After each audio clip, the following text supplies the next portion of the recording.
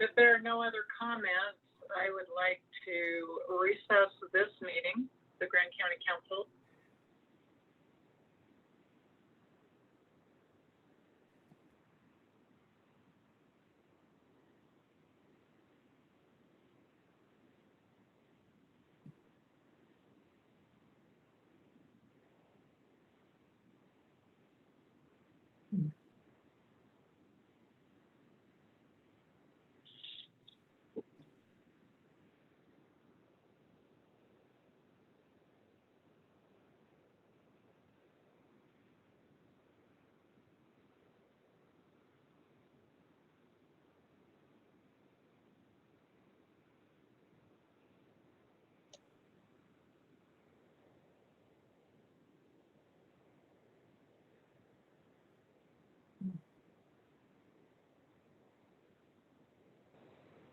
Like to recess.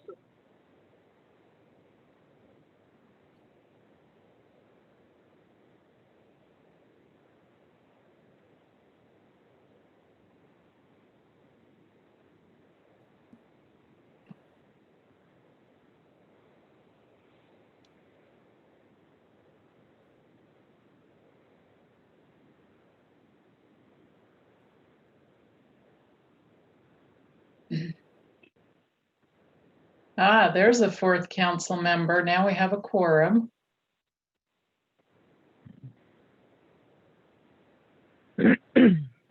So Chris, are we ready to start? Yeah, we're good to go. We're streaming on YouTube already. Okay. Mary has asked if I would run this meeting, and I graciously consented. Ah, there's a fourth council member. Now we have a quorum. Oh no, I've got an echo. Is that me? Somebody got YouTube? So maybe Chris, are we ready to start? Sorry, there was another instance of YouTube going on.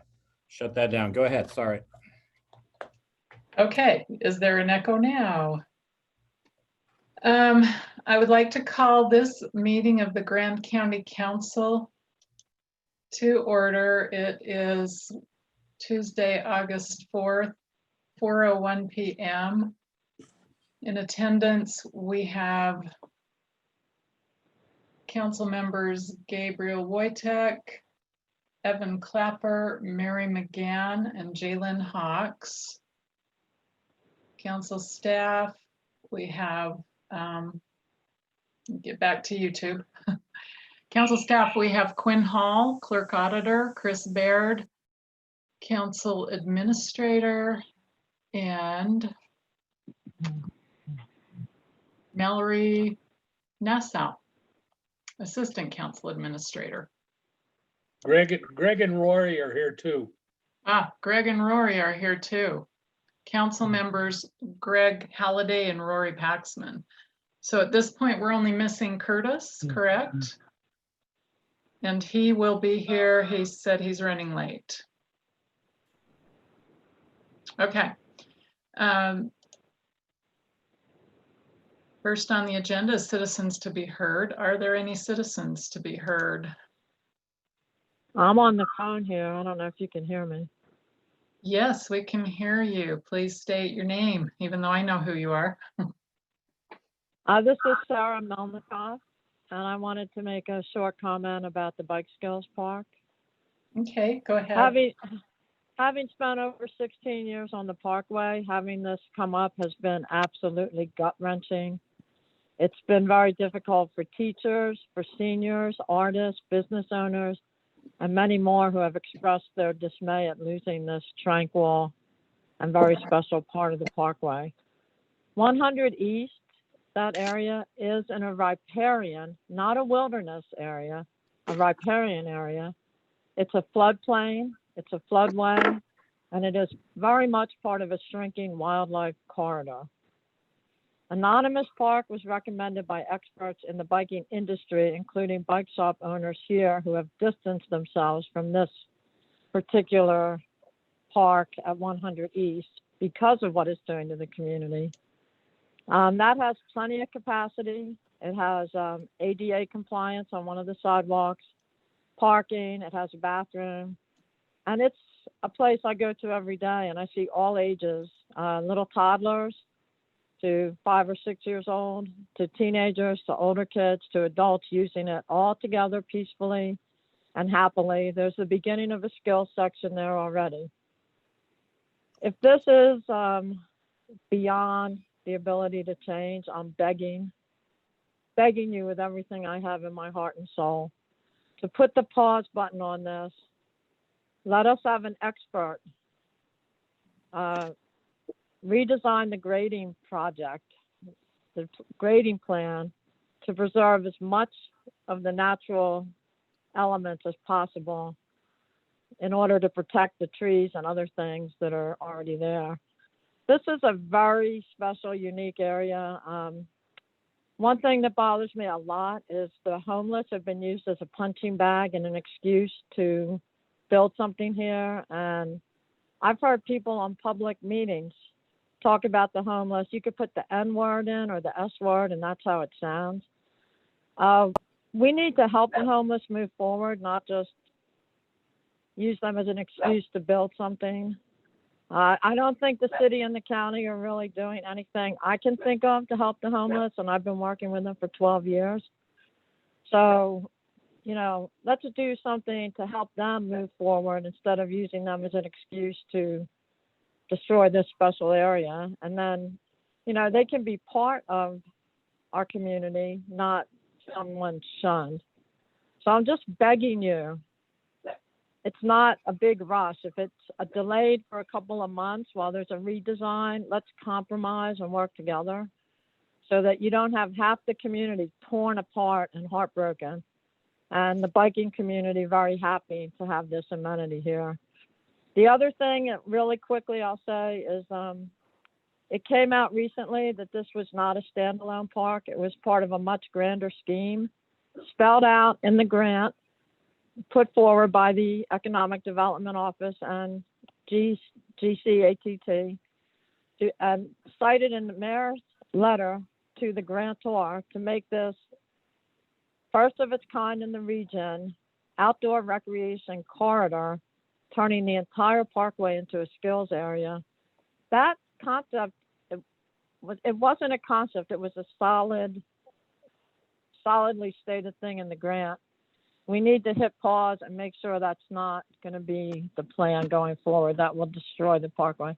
Thank you very much for your time. I hope we can work together to find a compromise where everyone can be slightly happy. Thank you. Thank you, Sarah. Any other citizens to be heard? May I speak? Yes. Hi, so my name is Jennifer Wenzel. I was Thank you very much for your I just want to stress some concerns. When I read the grant and the whole project plan she just referenced, we're talking about spending $2.something million. We just let go a ton of employees. We're in the middle of a pandemic. I run a bed and breakfast. We have no international travelers. I'm concerned about spending money right now. And I think that would be a very good reason to talk about putting the pause button on projects like this for just maybe a year or so until we see how the pandemic goes in our economy and our cash flow. I don't have toddler time at the pool for my son. The reason I signed up was to teach my 1.5-year-old how to swim. And we don't have the staffing or resources to run current infrastructure. In the grant, they talked about Anonymous Park needing work and money. So I'd like to see us focus on what we already have in place for infrastructure and get that stuff squared away and buttoned up before we go ahead and start saying, let's add a bathroom, let's add a park, let's add more. We need a part-time employee to do this. We just let go of how many people and cut hours. I just think it's something to really consider. And I would like to see us do a pause button as well, more so from a financial point of view. I think it's a more responsible move. $2 million in the plan just seems outrageous right now. We just let go of like 40-something people. So that was all I had to say. Thank you so much. Thank you, Jennifer. Any other citizens to be heard? Yeah, I've got a quick comment. This is Reed Pendleton. Hi, Reed. I'm sure Christina will touch on this, but we had a takings appeal last week. And I just want to thank her and Mr. Call for the way that was handled. The outcome wasn't in my favor, but I felt very educated based off of the hearing itself, and it was very factual based. And I appreciate the process that was allowed to happen there. The only comment that I just wanted to bring up specifically about that was the public hearing side of things. Not counting my immediate family members that chimed in support, but there was over 50 comments that were submitted in general support for the Willow Springs campground. So I just thought, I wasn't sure if that would be mentioned or not at all. Just wanted to put that on the record that there was over 50 comments in support, but 0 comments against it. So that's all I have. Thanks. Thank you, Reed. Anyone else? Can I comment? Yes. Hi, my name's Kendra Kurihara, and I'm, I guess I want to just support everything that Sarah and I think Jen just said about not slowing down the process of the Bike Skills Park on the Parkway. I was completely surprised. I think it's a really bad idea, but I guess what really caught me off guard is what is our vision for the Parkway? And I read the grant application as well, and I don't know if we have a stated vision for the Parkway, but the vision that was kind of outlined in that grant application about the bike path, the skills development that would encourage visitors to use the Parkway more is not really in line with the vision that I would like to have for the Parkway. I really see it as an oasis for residents and for wildlife. And I'm opposed to the Parkway, and I would love to be part of any process that would maybe bring more community input and visioning, say in the form of a committee to support the Parkway and do some fundraising and do some restoration so we can have a unified vision for what the purpose of that land is. Thank you. Thank you, Kendra. Do we have any other comments from citizens?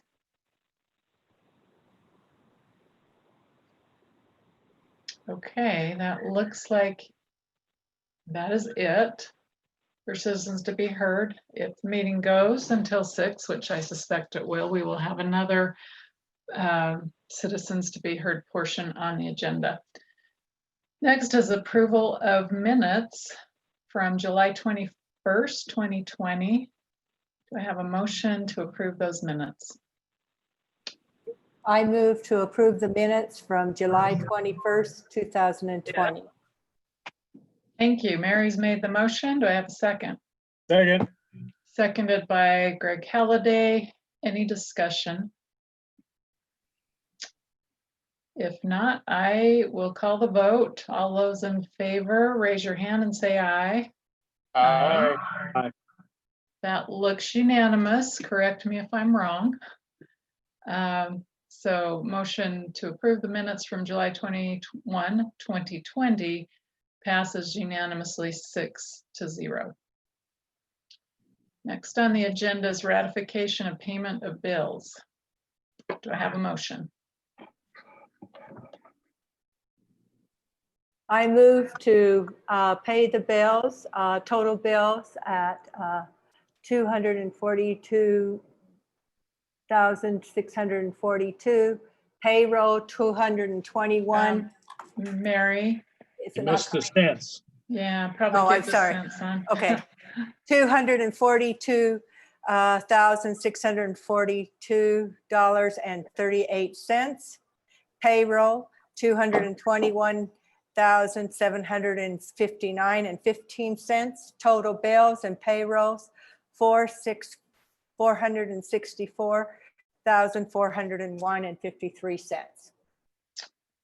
Thank you. Mary has made the motion. Do we have a second? Second.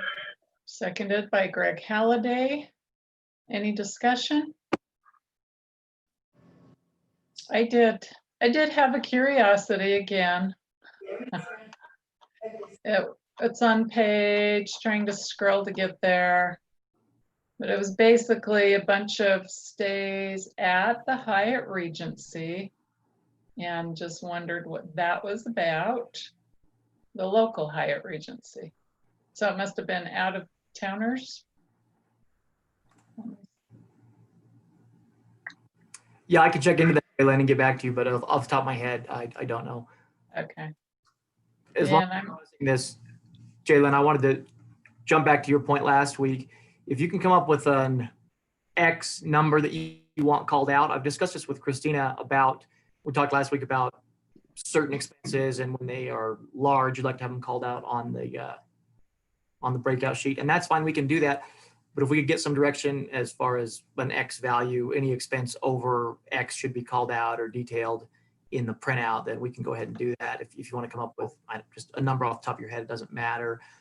This week's were fairly standard, so we didn't address any sort of large payments this week. But in the future, if you want to come up with a certain number, anything over X, please call our attention to it. We can go ahead and do that. No problem. right, okay. Yeah, we'll come up with that as a council. And the Hyatt place it's on page 4 of the expenses, the bills. Okay, any other discussion? If not, roll call vote. Gabriel. Aye. Curtis isn't here yet. Evan. Yes. Rory. Aye. Mary. Yes. Greg. Aye. And Jaylyn, I vote yes. Motion passes 6-0. Thank you. And get back to the agenda, sorry. Next on the agenda, council member disclosures. Do we have any disclosures to make? Any council members? I see none, and I have none. Council reports and future considerations. Let's start with Gabriel, please.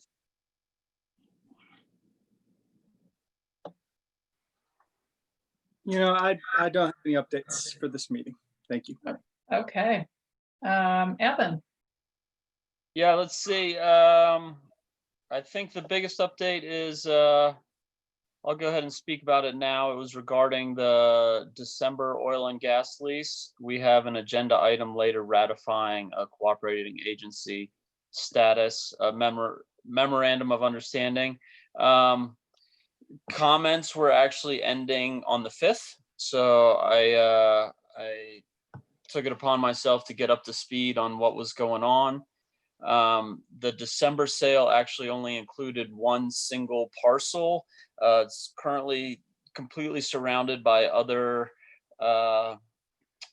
active parcels. So it kind of makes sense for the extraction company that's working up there. There was just like an island that was unleased in the middle. It actually has an orphaned well on it, which just was so heartbreaking, the term orphan well. Which means that before they do any kind of new activity, they would have to deal with this well that hasn't fully been capped and taken care of. So it seemed like a win-win.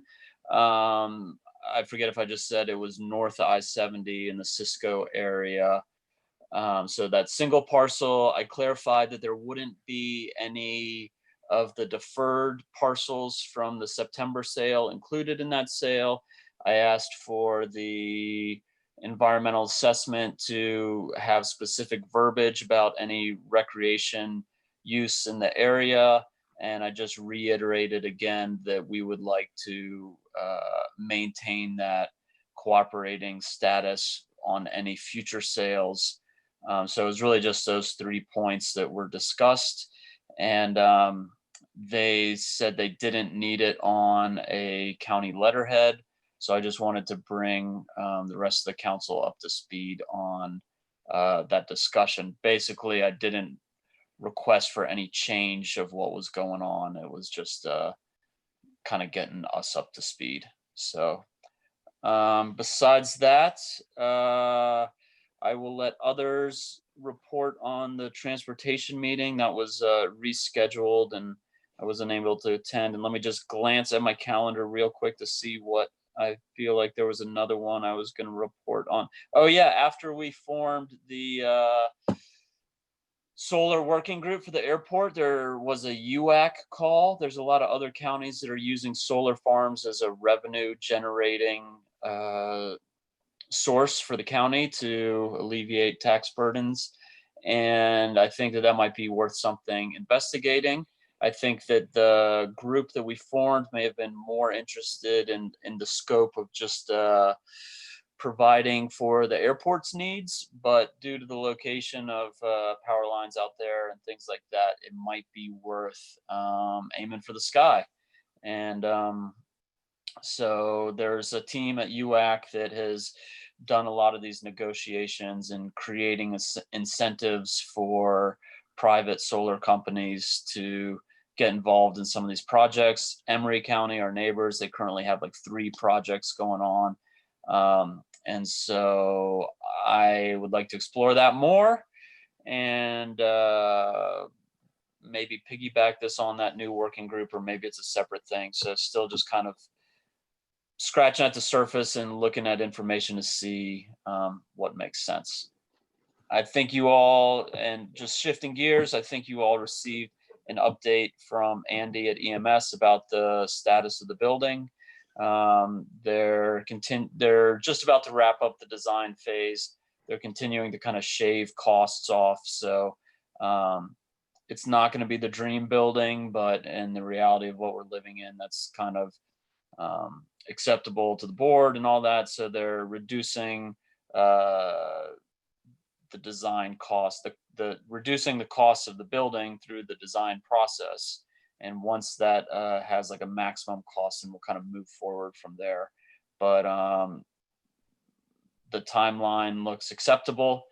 Obviously the COVID stuff backed it all up, but no other hiccups since then. So I think that's all I got. Thank you.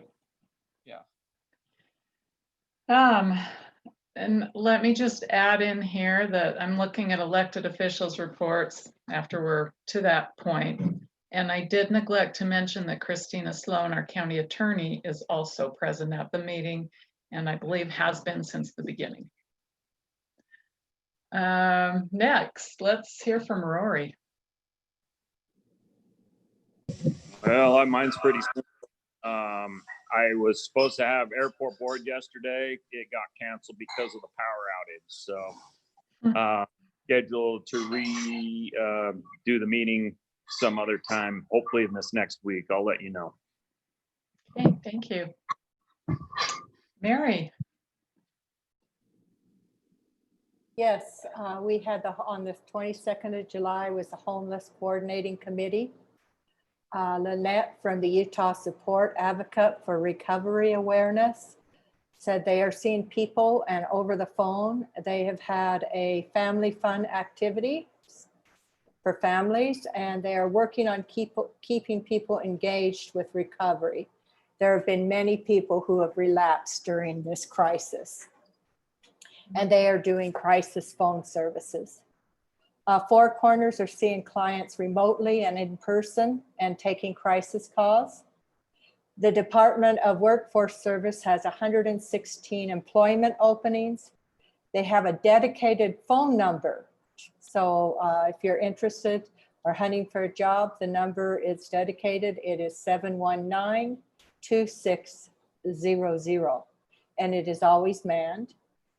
And there are 3 computers in the public area for public use. Of course, you have to wear a mask in the building and practice social distancing. And they have paid internships for youth between the age of 14 and 24. Hospice volunteers and staff can now see people in person, which has been a huge improvement. 6 home Homeowners have closed on lots at Wingate Village. 5 and Second Group will close soon. And they're compiling an interest for list for 22 townhomes. Interact is open 4 days a week, Tuesday through Friday. Their housing is full. Moab Valley Multicultural Center is increasing in homeless utilities services, and they have 6 active clients for homeless prevention. On the 28th, we have the UMTRA Steering Committee from July 19th to July 20th, from July 2019 to July 2020. They've shipped 915,000 tons of tailings. We are 67.3% completed. We moved, they moved 58,700 tons of debris, which is different from the tailings. It's the leftover from the mill. All were able to be shipped by train. They have a new plane truck for dust suppression. Their operation has stayed open throughout the pandemic. They continue to have 4 trains per week. More than 9 million gallons of groundwater were extracted during the 12 months, removing 19,781 pounds of ammonia and 193 pounds of uranium. Revegetation continues. They've employed 137 people, and we will be working to request a possible stimulus funding that will be arriving, that the same as happened early in the last downturn in our economy, where we had extra stimulus money. So we will be attempting to get that money to even increase the production. And that's all I have to report. Wow, quite a bit, Mary. Thank you. Greg, Mr. Halliday. Yeah, Mary, I got a question for you. When you said that they extracted so many pounds of uranium from that groundwater, what do Yes. they do with that? Take it to and they dispose of it in the cells. Okay, so they don't try to mill it or do anything with it. Oh, no, it's just part of the, yeah, it's part of what we're trying to get moved. Okay, all right. To go on what I was doing, didn't have any scheduled things since the last meeting. However, yesterday, the Veterans Charity Ride, it's a group of veterans that are disabled, and it's run by a David Fry that lives here in Castle Valley. And they do rides from Southern California to Sturgis, South Dakota, on motorcycles. And they do it as part of a healing process for these disabled veterans. Some of them are quite disabled. Some of them both physically and mentally.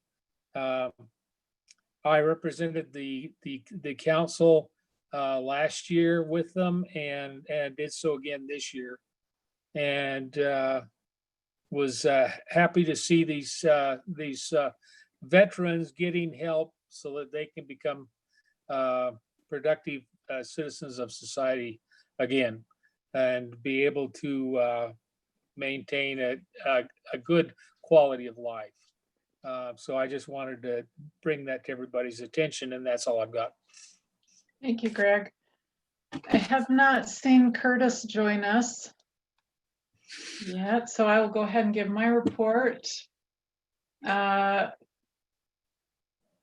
First of all, Planning Commission meeting last week. And they continue to work on the small area plan and continue to push forward for an early December date of hopefully taking the final vote on that, but if not, at least the public hearing and then voting in mid-December.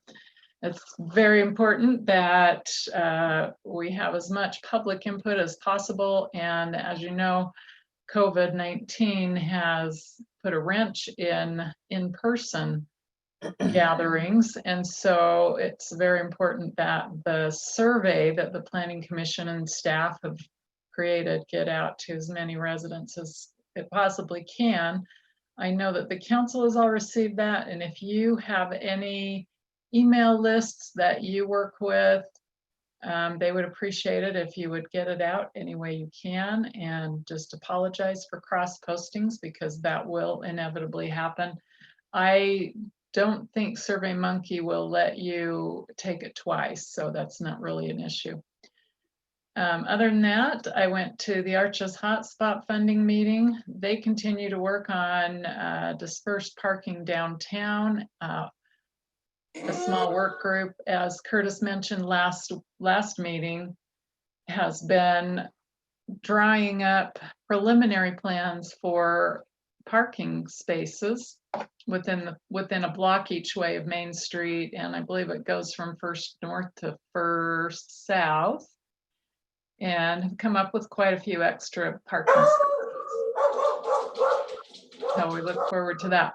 And I will add that Evan was not at our last Arches Hotspot Funding meeting, and I may have volunteered him to head up a committee to work through the process of creating some sort of a paper that would justify the Spanish Valley multi-use pathway as part of the package that we deliver to UDOT.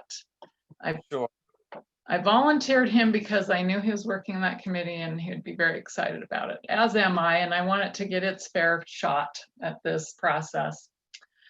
That's all I have for now. So now I can close one more window, yay. And we will go to elected officials report. Christina, do you have anything for us? Yeah, I'll speak to a couple of things. I wasn't going to talk about the takings appeal, but since Reed brought it up, I will. We did win that takings appeal. That's with a hearing officer. So that was good news. The way that our code, so our land use code allows for this administrative takings appeal, it is based on a state statute that requires us to offer this. It was written vaguely as to whether public comment could be accepted or not. So our hearing officer allowed it. There's no place for public comment and a takings appeal because takings is a very technical issue under law. So I would say there wasn't a lot of emphasis on that hearing. I wouldn't say the public was tuned into that hearing. And so I think that it's a misrepresentation to say that there were all these comments received in favor of the project and none opposed. The public comments, whether or not the commenters like the project, had absolutely no place in this hearing.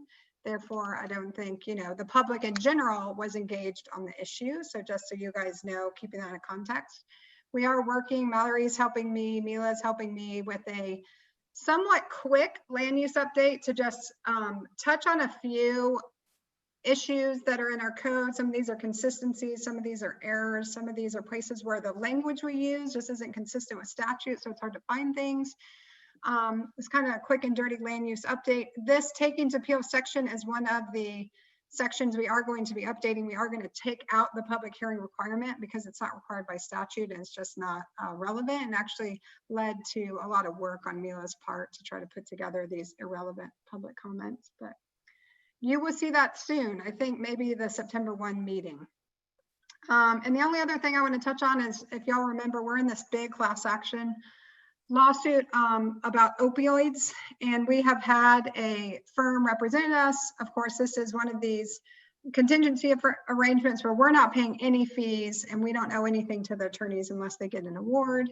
We've been working with one large firm for years now. My predecessor initiated this lawsuit. I've been supportive of it to date. Our big law firm is merging with an international firm, and they're dropping a number of counties that they've been representing. We will owe them no fees.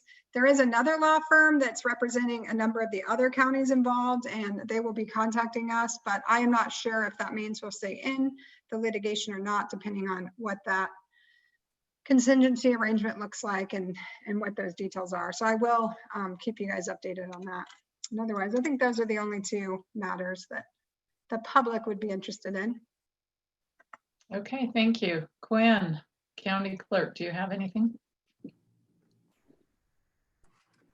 No, not at this time. Going smooth, about as expected. So I think we're all set. Thank you. I'll just make two comments. One, I did send out an update to my constituents, and I put a lot of language in that you gave me, Quinn, regarding the election process, mail-in voting, and please register early. And I have received some positive feedback, and they're hoping that that can get out more broadly to the media, because there are some folks who are a little bit worried about the election process. And then Christina, to the appeals, the takings appeal, I will mention, Christina knows this because I've talked with her. I was able to catch the last half of that hearing, and Craig Call, the hearings officer, is just very impressive. So we got a good one with that. And any more elected officials? I don't see any. So let's go to council administrator report. Chris Baird. Thanks, Daylin. So first off, our planning and zoning director positions noticing closed, and we got 24 applicants. So we pulled together a interview committee, and we're in the process right now of whittling down those 24 to the ones we want to interview. So we'll get going on that here pretty soon. Also, I don't know if Jaylin brought this up last time, but Andy Solzvig held a ribbon cutting for the taxiway and commercial apron, and I thought I did a great job, and that's another big project done out at the airport. So now we're commencing with the second phase of our runway project, which is actually more associated with expanding the object-free zone at the end of the runway, which will allow us to, I guess, move the painted end of the runway out further. I mean, we've got the runway kind of built to be as long as we need it, but in order to make full use of the length of the runway, we need to expand the object-free zone, which does include a realignment of Blue Hills Road. So that project is underway, and thankfully it's 100% FAA funded, so there's no local match on that, so that's good. And then I also wanted to give an update on just a financial update. So I'm going to share my screen here and bring up a bunch of numbers that I don't know, hopefully everyone can see them, but just giving kudos really to all the departments and offices in Grand County. And I'll just kind of try to summarize as much as possible. When COVID hit, I did some rough estimations of how much we'd have to cut. And so I asked everyone to try to cut, 75 to 80%, or cut down to 75% of their budget. So, about a 25% cut. And all in all, we've achieved that. So on this sheet that I sent out, both the council members and the media, we've got this first column here, which is the percent of the total budget spent. And then the second column is a percentage relative to the year-to-date budget. And so the year-to-date budget would be 59.29% of the year has elapsed.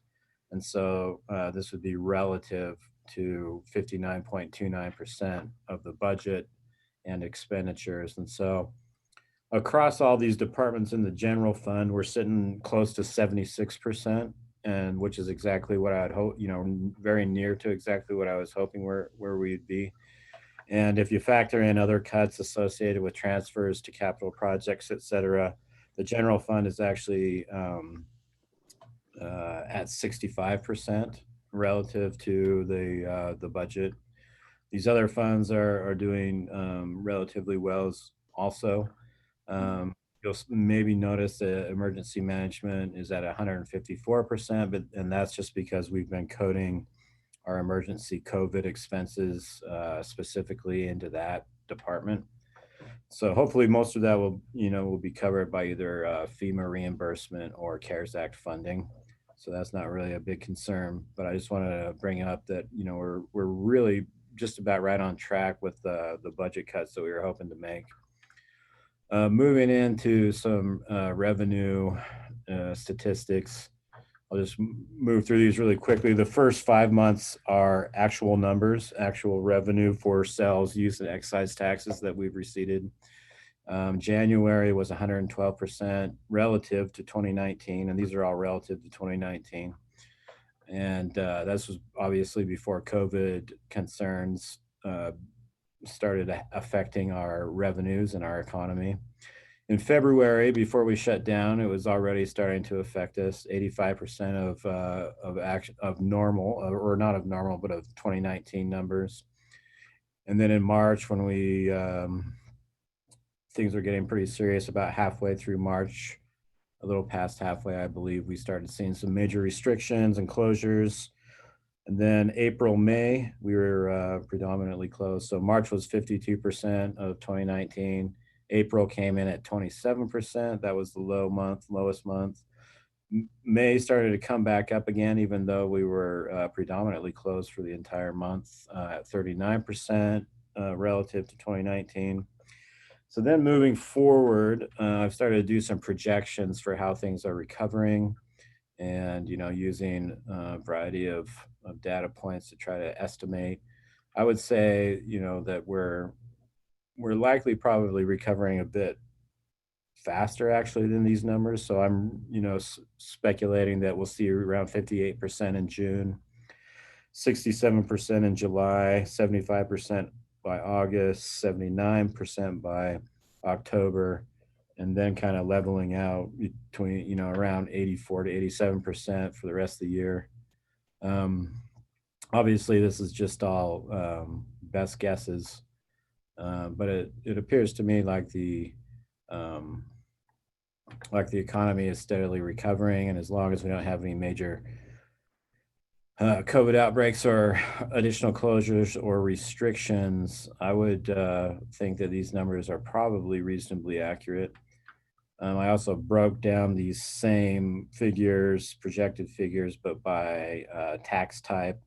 And you can see in here the Transit room tax is really going to take the biggest hit. And then second to that would be restaurant and car rental taxes.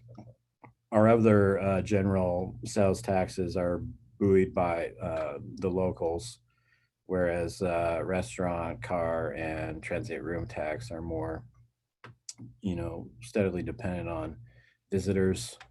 The week of basically the last 7 days, starting August 3rd and going back to July, 7/28 through 8/3, the last 7 days, the US 191 traffic counter showed about 82% of the daily volume relative to this exact same week last year. And then Arches visitations right around 74%. So it wouldn't surprise me if June and July end up being actually a little higher than what I'm projecting, but obviously we want to be somewhat conservative. But all in all, I would say that our budget cuts are going reasonably well, and we're going to have to keep them up, because obviously we're going to still be down a tremendous amount of revenue relative to last year even, and especially relative to the budget. And so to that end, I plan on putting together a countywide budget amendment, and I emailed the council about this already, but because we're reducing the budget, there's no requirement for a public hearing. We can just pass it by way of a resolution. So I plan on getting that hopefully nailed down next week, send that out to all the department heads so they can review it, give feedback, and then hopefully on the 18th, we'll be able to pass a formalized 2020 budget amendment. We've actually done reasonably well without a budget amendment, and like I showed you, we're relatively on track for making the kind of cuts we need to make. But I do want to formalize it in the form of a budget amendment so that we all have something concrete to go off of. Any questions? Very thorough. I like it. I know a lot of times, a lot of this mid-year budget stuff, it almost feels like we're flying in the dark. So, and I know that it was especially challenging this year with all the crazy variables, but I was actually really impressed to see this. So I appreciate it, and it helps kind of put me at ease as well. So thanks for all your work on this. Thank you. Yeah, I Yeah, mean, good. unfortunately, we are still kind of running in the dark because our actual revenues trail by 2 to 3 months. And so there is a lot of guesswork, but you know, there's some indicators that we can run off. And so hopefully my projections are reasonably accurate.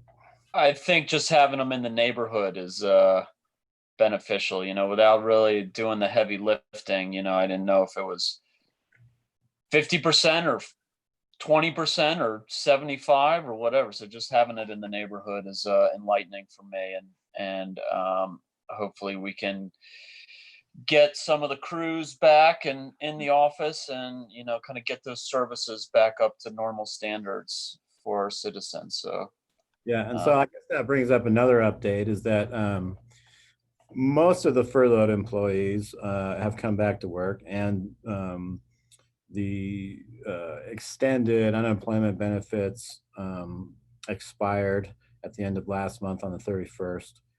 And so I'm quite certain that, you know, had we continued on with some of the furloughs, that those folks would have just had to have gone and find another job somewhere else. And so, but from my perspective, budget wise, it appears that we can afford to bring them back, but I am maintaining a significant number of hiring freezes, which are really saving us a lot more money actually than the furloughs are. And so we'll try to limp through. And I mean, a lot of the budget cuts that I just showed you are relative to not only the furloughs, but especially the hiring freezes. Good job. Thank you. Next, we have a department report from Personnel Services, Renee Baker. Thanks, Jalen. I will be quick because Chris did touch on a bit of it there, and I have an angry toddler in the background. So out of our furloughs, 12 of those were full-time employees that are back, and 6 were part-time employees. The Thompson Welcome Center is opened as of August 1st. So she's got 1 full-time employee out there and 1 part-time. Some of the hiring freezes that weren't kind of on the initial plan are OSTA decided not to bring back 1 employee and is not planning on filling that position for the rest of the year. Same with the clerk auditors. There's 1 furloughed employee who won't be coming back in that position. Is maybe looking at moving into a grant position. So we'll look at that end of 2020 into 2021. And then the travel council, the special events and info specialist position is not coming back. So the more dependent on the economic development and where we kind of go there. So that the road had 2 positions that on the hiring 2 weeks. So that 1 position might go out, but 2 are going to maintain on the hiring freeze. The sheriff's office has given out their 2 additional deputies, and as well as the jail correction deputies. The assistant kitchen position has gone away for the year, and they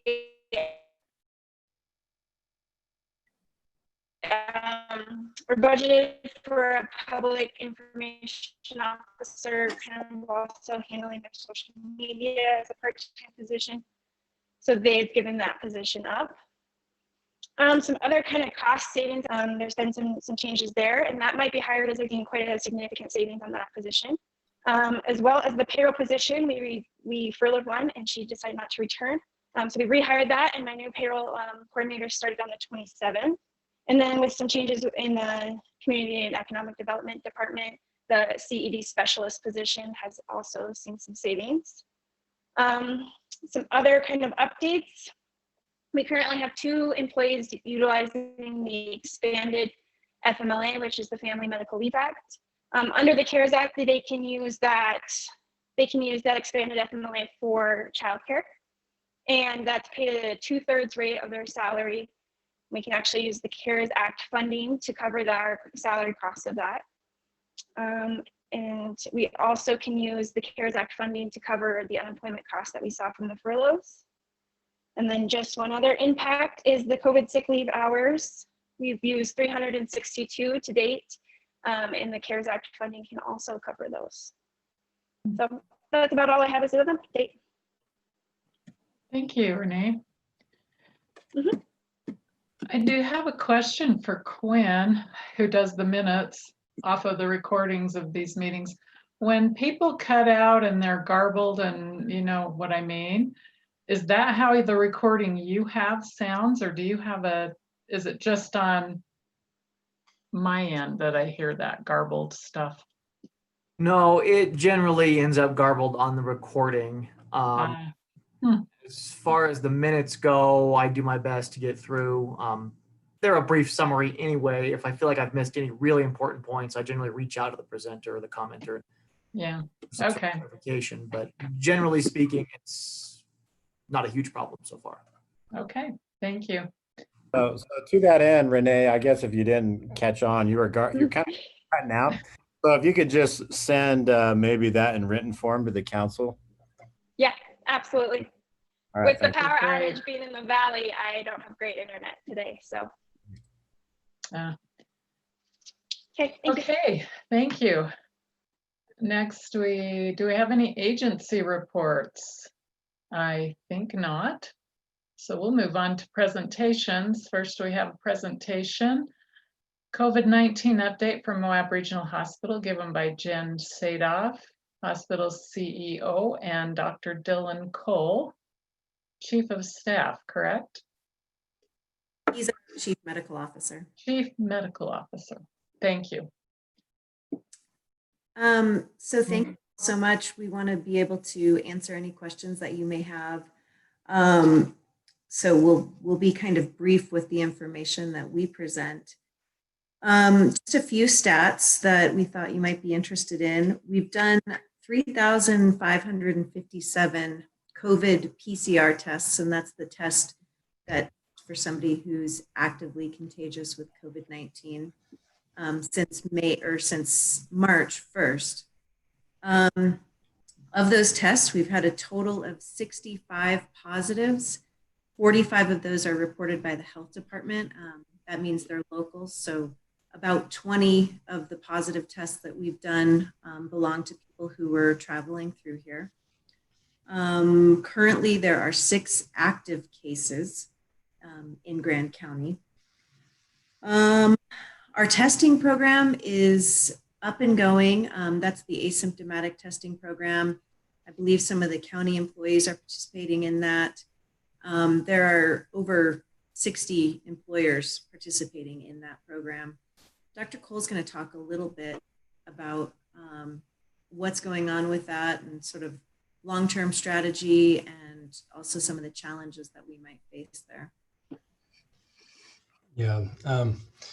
Yeah, thank you. I think, you know, the screening program as it currently stands, and this is a program that is we've had an operation now for at least the last 2 months or so, and that initially started with healthcare workers and then has progressively expanded to involve a variety of employers in town that in particular employees have a high degree of contact with the public, whether that's with our tourists population or just with a lot of community interaction and are at a higher risk of the virus. That would also cover the school system and school district schools as we get that going, and teachers and employees at the schools.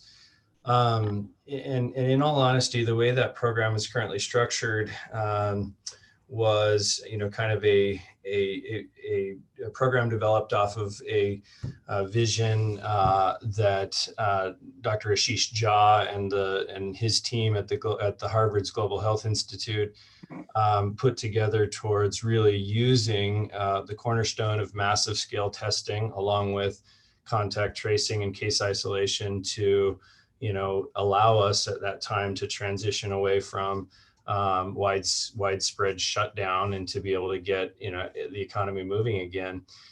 To be honest, when we rolled that program out, and as it still currently stands, in my opinion, it was a stepping stone program, which in my hope would be a bridge towards a point in time in which testing for coronavirus would be much more widely available, and we would be able to upscale or increase the testing volumes even further. Unfortunately, the way that supply chains and test capacity have unfolded over the last many months are such that we continue in the healthcare industry across the country.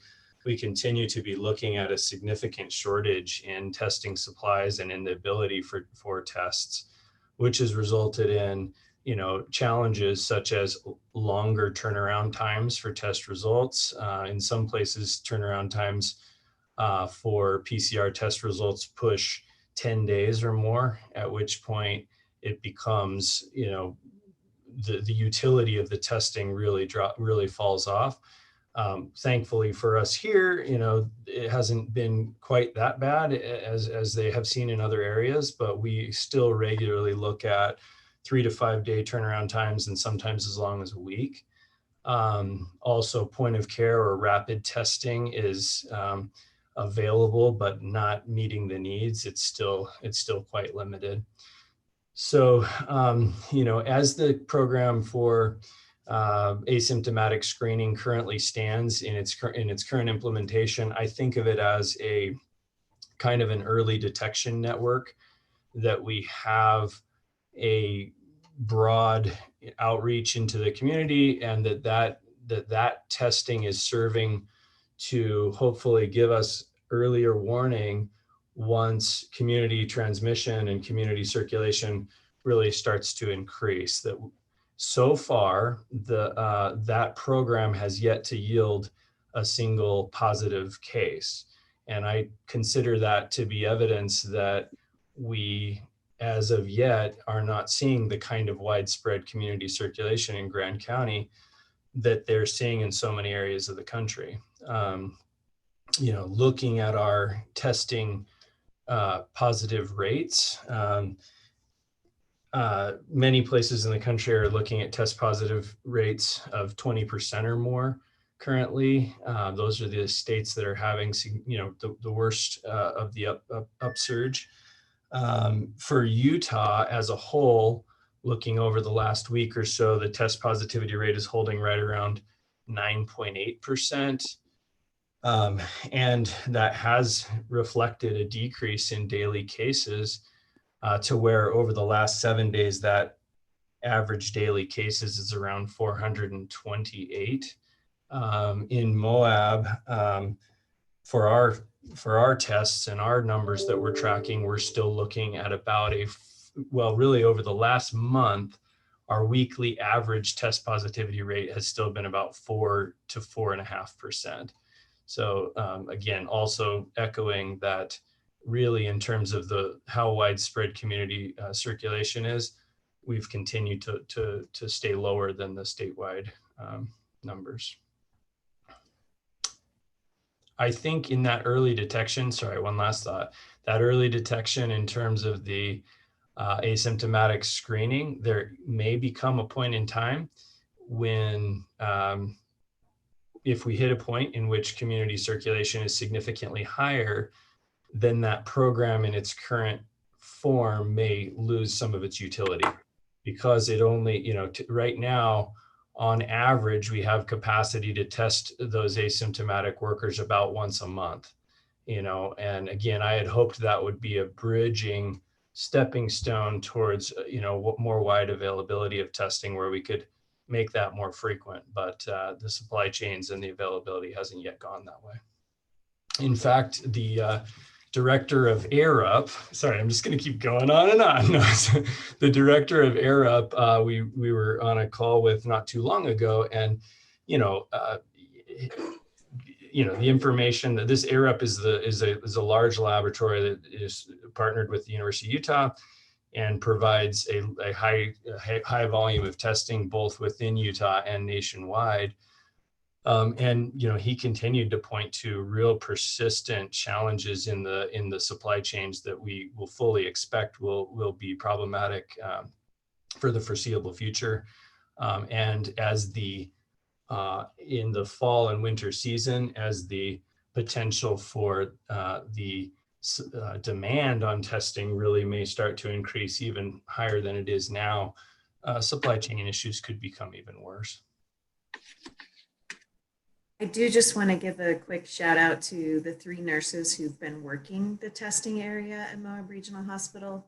Drea, Tammy, and Misty are out there every day in full PPE in 109 degrees, testing people in our community, and want to give them a shout out. They're probably not watching this county council meeting, but anyway. Absolutely. Do something for them at the end. So moving forward, we're starting to look at what our plan will be in the fall for managing and the flu and strep and all the things that will come with some school resuming and just the seasonality that we are seeing. And we've done quite a bit of work to get our building ready for a COVID surge.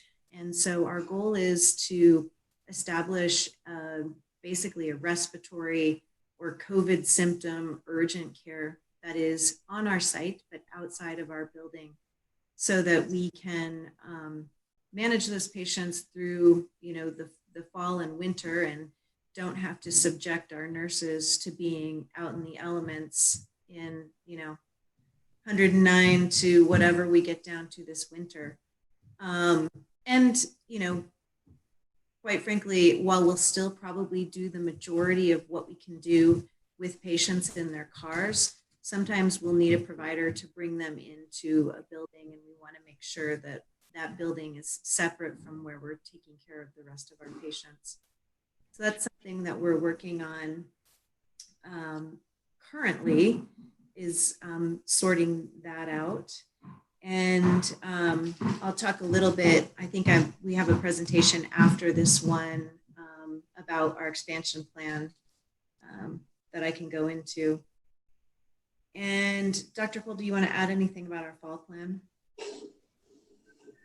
No, that's fine. Yeah, we're just working out those details on trying to have that access in a form that sustains the weather changes and the winter weather conditions. We are still in touch with Intermountain Healthcare, the University of Utah, and St. Mary's Hospital every week to monitor what their ICU capacity is and what things are going on in their facilities. The University of Utah was at about 90% capacity last week for their ICU. St. Mary's, there was a bit of a scare for a minute on, an outbreak among their healthcare providers. But it turned out to be okay. They didn't go on divert. They had it all under control, but it was a good reminder of how quickly these things can change and how important it is to remain diligent in doing what we can do as a community to keep our transmission rate low. And then, personally, having had the opportunity to see one of our COVID patients who was discharged, to see actually how very sick they were. I think sometimes we get fatigued with hearing about it, and we think, oh, how bad could this really be? And it was a big eye opener for me. It's really bad. And, Dr. Cole can speak to that. For people who get sick, it's really bad. And they aren't all elderly people with comorbidities. We're talking about young people who are really sick.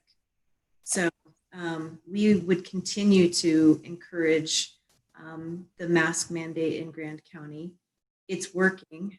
It's working around the state, and it's working around the globe in a lot of places. And we appreciate the council's support in mandating mask usage. It normalizes it to the point of people getting comfortable with it and helping to slow the spread. And Dr. Cole, I don't know if you, it's always better if a doctor tells you what to do. Oh, I completely agree. I think it's one of the many multi-layered approaches that have now accumulated a good body of evidence to show the effectiveness and that constitute the tools we have to really help get control of this. And I think there was, within Utah, for example, there have been the state epidemiologist, and on their updates, anyone can look to what they've started to see in terms of those counties that have instituted a mask mandate and really the positive changes they've seen after that. Certainly there was a great body of research, or a synthesis of research, that came out of BYU just in the last 2 weeks or so, that looked at the evidence for masks and really translates it in a very accessible way. I'll try to chat it so that if you guys want to share the link to that, you can, but you can also access it off of the KUER site. They have a link on it on their coronavirus updates page, and there's basically it was the environmental sciences department at BYU that did a nice synthesis of evidence. I think it's really accessible and really a great source of information.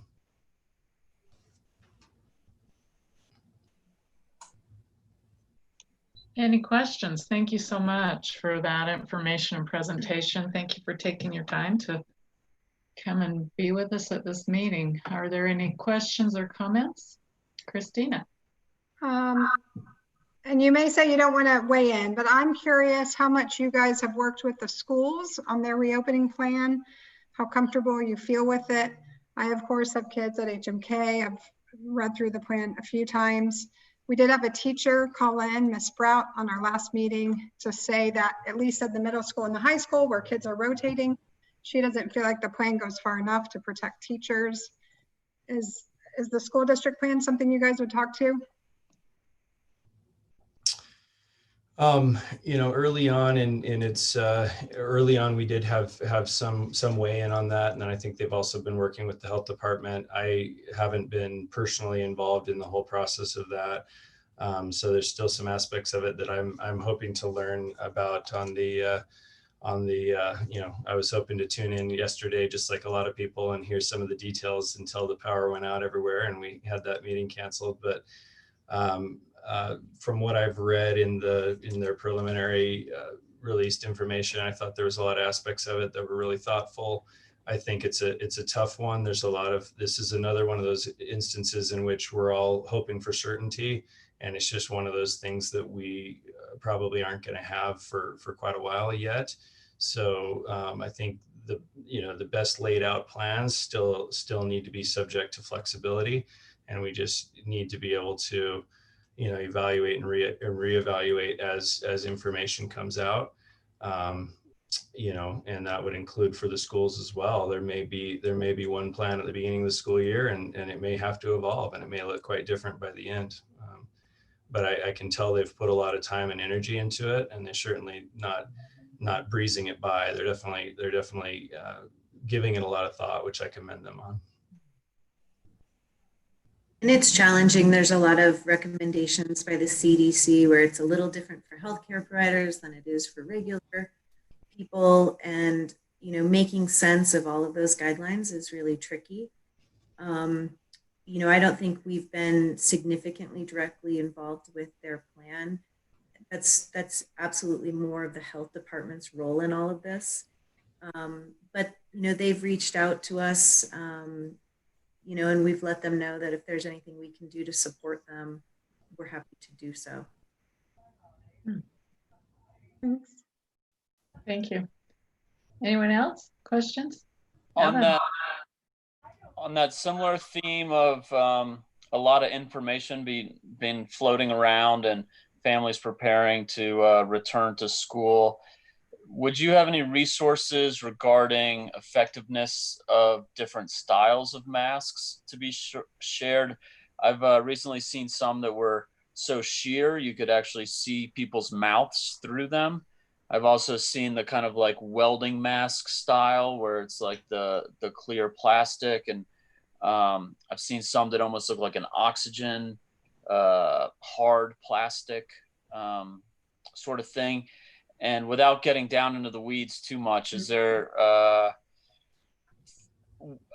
good site to kind of source some of that comparisons for maybe not hospital grade N-code sort of masks, but you know, things to look for parents that are shopping for kids, etc. Mm-hmm. Yeah, I mean, you know, actually the, I don't know if you guys can see the chats or if we can share those later, but there's a, you know, the BYU synthesis of research would be a great place to start, because they do give citations for all the primary literature they looked at, and they looked at over 150 different papers that have come out on mask use. And so, you know, some of their work does speak to that. That would be my starting point. There's a lot of other there's a lot of other stuff that we've seen over the last several months. You know, to just stay really broad strokes. Yes, there definitely are differences between mask types, even cloth masks, though, in terms of source control. And from that standpoint of my mask protects you and your mask protects me, even those have a pretty good, you know, evidence for effectiveness. So, you know, it's hard to point to, you know, one detail or another, but definitely there is some of that good literature out there that I would start with that resource that we posted, and maybe go from there. And just one other quick thing, you had mentioned that the Utah's test rate percentage was around 9.8, just under 10. I was excited to hear that, because I actually related my other side hustle. My job had some cancellations because Utah is on the New York quarantine list. And so because of the higher rates, the state of New York is requiring folks to quarantine after visiting us. So I was curious about any insight that you might have about how often that's reported, or ways that we can kind of like get a little more green lighted, so that, you know, if we're doing all this for the sake of the economy, that people aren't avoiding us because of our higher rates. Mm-hmm. Yeah, I understand. And that quote, I think I got off the Utah public health website. I guess, is that recent in the last week or two, or is it? Yes. Gotcha. Okay. It has trended down a little bit for Utah in the last week or two. It was a little higher than that earlier. Still that close to 10% rate. I just saw a stat. I'm gonna misquote it if I try to remember it off the top of my head here, but it, you know, we're still, I would say, in the upper half of states in terms of that rate, but we're certainly not in the top 10 anymore. Great. Nice and vague for you. No, I mean, at least we're not the worst anymore. We're not the worst anymore. Well, we never were the worst, but we're, you know. Any other questions or comments? I do, Jaylen. Okay, who was that? Oh, Rory. Rory, just one quick question. How have we had any problems with people wearing masks, like carbon monoxide poisoning or anything like that that's come to the hospital? Yeah, great question. And I actually would, you know, not to sound redundant tonight, but I would actually point you back to that same research group. One of the things they did look at in terms of the synthesis of, you know, the 150 plus articles that the BYU group looked at was the safety of masks. And really, apart from a few specific situations, such as, you know, toddlers less than 2 years old, or individuals who have some sort of physical disability and aren't able to remove a mask if they need to, or real severe pulmonary conditions, for really everybody else, masks are very safe, and there really are no, that's not a concern. In terms of more directly to your question, have we seen any, medical visits to the hospital, prompted by mask wearing? To my knowledge, no, we have not.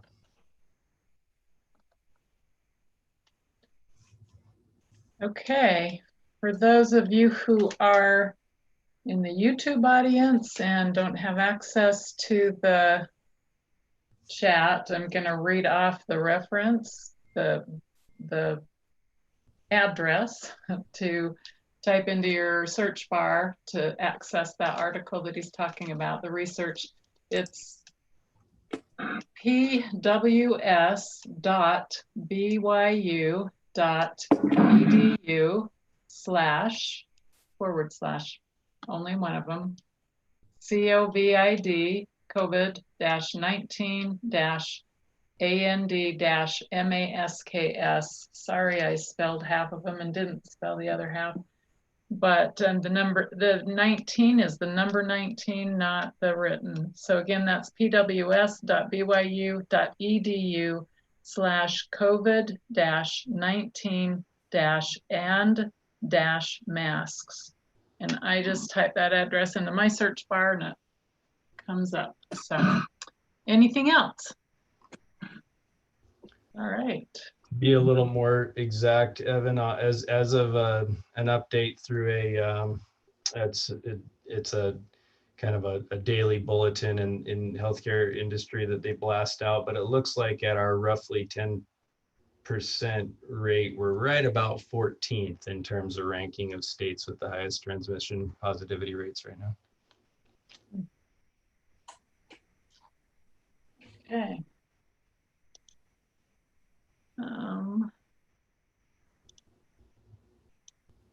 Thank you for that presentation. Our second presentation is on broadband infrastructure and Emory Telecom's application to provide phone services in Grand County. We have Jared Anderson on the call in the meeting, Emory Telecom's Chief Operating Officer. Yeah, Council, appreciate your time this evening. I've also got Brooke Johansson, our CEO, on as well, and we definitely have some things that we wanted to run through with you all, but again, appreciate the time. Thank you. Proceed. Okay, my name's Brock Johansson. I'm the CEO of Emory Telecom. For those of you who, you probably know some about us since we've been down there since 2009. But Emory Telecom was formed as a nonprofit cooperative because the big bell companies didn't want to come into the rural towns of Emory County. And so we're a nonprofit owned by the members or by the residents in Emory County. In 2001, we expanded into Carbon County and parts of Wayne. And then in 2009, we purchased the cable plants in Carbon, Emory, Grand, and San Juan counties. And so that's when we moved down into Moab and took over the Precis plants as primarily a cable provider. And I'll just give you the background a little bit, and you can stop me here with any questions you have. Immediately upon going down into Moab, we started building a new fiber route down there so that we could turn Moab up on fiber. And then we started upgrading that cable plant, and we offer gig speeds down there in Moab right now. So we've upgraded that plant. We're putting in a new central office / office down by our property there in south of town. And then we also have the building there in the middle of town that we lease. So we spent a lot of time upgrading the plant in Moab to provide state-of-the-art broadband. But we're doing that as a competitive cable company. And so I kind of want to talk about what some of the other things that we've got in the works. The first, I'm going to share my screen here for a minute. Oh, it says it's disabled. If you want, I'll show you a map. If you don't, I don't need to either. So either one. I'll just talk about it. So after building out Moab, we kind of looked and said, okay, where else can we build to help the communities down there? We had a lot of interest from Castle Valley. So we applied for a USDA grant called Community Connect. And that grant, is that your screen, Jared? Yeah, it is. I was able to share. Okay. So this grant is a $1,049,000 grant to build out the town of Castle Valley. So we build up Bald Mesa down into Castle Valley, then over to the resorts. And we're currently building that right now. And it'll be a full fiber to the premise build. So we'll finally upgrade those residents up in Castle Valley. We've already turned the resorts up, and we are working on turning up the town. So that project's in full swing right now. We're going to actually start doing installs in customers' homes here in the next month and a half. So are there any questions about that project before I move on? Can you explain the indications on this map, the color coding, and what we're looking at here? Yeah, so those are just our lines that we're actually, and I imagine some of those are, so the main red line was the fiber line that actually fed off of Bald Mesa. It came out of Moab up to Bald Mesa Tower site, and then it drops back down into the valley and into Castle Valley. Then it goes over into the river there to the resorts. I imagine, and Jared, you'll have to help me on, I'm not sure the color coding scheme, but I imagine that's aerial versus buried inside. Isn't that, Jared? So a different map is aerial versus buried. This is just different trunk routes, different fiber counts, things like that. And so it's more for engineering purposes, but it is fiber to the home, fiber to the business for all of Castle Valley. And then, like Brock mentioned, Red Cliffs and Sorrel River. And this map is not showing each individual customer. This is the main trunk plant. So then you'll build, it's building out the trunk plant on the city streets or on the existing poles. Most of it's buried up in Castle Valley. And then we work with the residents to put the line from this trunk plant across their property to their home. So does that answer your question? Thank you very much. Yes. And so this will be just like Google Fiber or any other full fiber plant. It'll be gig speeds right off the bat. And so it's a pretty exciting project for that community. Any other questions on our Castle Valley project? Yeah, Just I do. go ahead. When do you think you'll have that wrapped up out in Castle Valley? Jared, when's the due date under USDA? So I don't remember the specific date. We've got about a year to complete it. Okay. And we're trying to, one of the big pushes is that the USDA will pay 80% of our install costs, and then we're covering the last 20 during that year. After that, we have 100% of the costs. So we'd like as many residents as possible to sign up while we have help from USDA. After that, if somebody the next year wanted service and we'd have to go put that drop in across their yard, and it's 100% our cost versus USDA. So we're working with the town, and we're up there talking to the residents, trying to get as many people to sign up as possible this year. Just from a funding standpoint, it helps a lot. So okay. Thank you. Any other questions on the Castle Valley project?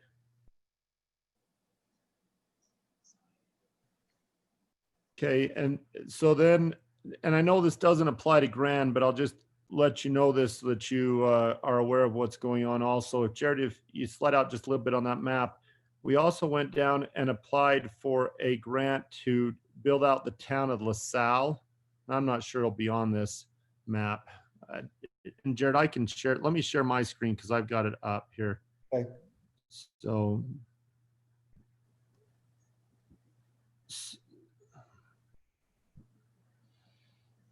So this is the actual dollar amount on that Castle Valley build. It's $1,049,400 and kind of shows the build down into town and the layout. So, and then if I go into this map right here, this Google Earth map, we applied for a similar grant for the town of LaSalle, and we were only granted half of it. So we reapplied and were granted the other half. So concurrently with the Castle Valley project, LaSalle old and new is being built, and over here at Wilson Arch. So we've got contractors in there right now, and then our crews are also helping. And you can kind of see we've laid out Wilson Arch and then also old and new LaSalle. And I'll skim through these because this is San Juan. We applied under a different USDA grant for the areas. We've got the plant in Monticello existing, but we didn't have a lot of the customers on the outskirts of Monticello and going out here towards Eastland and over to Dove Creek. We didn't have any way to serve those. So we applied for a grant through USDA again, except through their Reconnect program, and we're granted that. So this is in the permitting phases, but it'll come and cover the residents out here and then build out the whole town of Dove Creek. So we've got that laid out, and that's actually in permitting. It's a year behind the other two projects. And then we're moving the other projects that we've got going on is we've got a UETN project that goes from Blanding down to Bluff up to Montezuma Creek, and UETN is Utah Education Telehealth Network. So we're building fiber to Montezuma Creek, down to Bluff, up to Montezuma Creek for UETN, and we're building out the town of Bluff. And then we're also building, we got a USDA grant. There's a lot of these, so you can ask me questions, but I'm just skimming through them. We have a USDA grant also to build from Bluff down to Mexican Hat and build a full fiber to the prem build in Halchita and Mexican Hat. So that'll all be fiber to the home here in these towns. And then the last big project in southeastern Utah is we were granted a UETN bill to build all of the schools in Utah south of Bluff. So we're going to come down and hit the schools in Monument Valley and then swing around and all the way to Navajo Mountain. So we've got a lot of projects going on in southeastern Utah. So with that in mind, are there any questions before I kind of tell you the next phase of that? Any questions on all those projects? There's about $20 million, $25 million in projects right there that are funded and in either permitting or construction. So that's kind of exciting for southeastern Utah. So I do have one question. I'm sorry. Sure. Before you move on, when you say UETN, that's the funding source. Are you talking about a funding source and the outcome is the same? Fiber goes to these areas? So that's the thing. A lot of these areas are so remote that we kind of look for funding sources. So there's a program, the USDA has two programs. They have the Reconnect, which was put in by the Trump administration, and it's a big pot of money. It's about $600 million a year to serve rural remote areas. And that's one of the grants. The other grants are under a smaller program called Community Connect, and it's a USDA project. But then there's what's called the Schools and Library Fund at the FCC, and UETN, the Utah Education Telehealth Network, has applied for funding through that Schools and Library Fund. So we're two steps down. You got the UETN, Utah Education Telehealth Network, applies to get some funding, and then they put out a bid, and we were granted the bid on that. The money, 80% of that is actually coming from the FCC on the federal side through their Schools and Library program. And Utah Education and Telehealth Network can use those to build out networks to schools and libraries and telehealth facilities. Does that answer your question? Yes, it does. Thank you. So what the main point of this is, we're trying to leverage all of the different federal programs to build out this area because it is so underserved. I mean, anybody who's been up to Castle Valley, it has pretty poor internet. Same with LaSalle, same with Bluff, you know, same with Montezuma Creek, Mexican Hat. So we've been working to try to leverage some of these federal programs to bring money into the area and allow us to build these networks out. So that's what's currently going on with those federal programs. Any other questions on those, or how they work, or anything like that?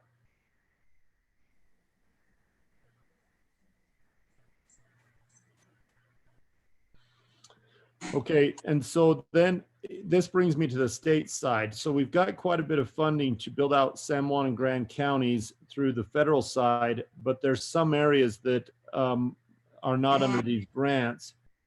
There's some money available on the state side through what's called the Utah Universal Service Fund.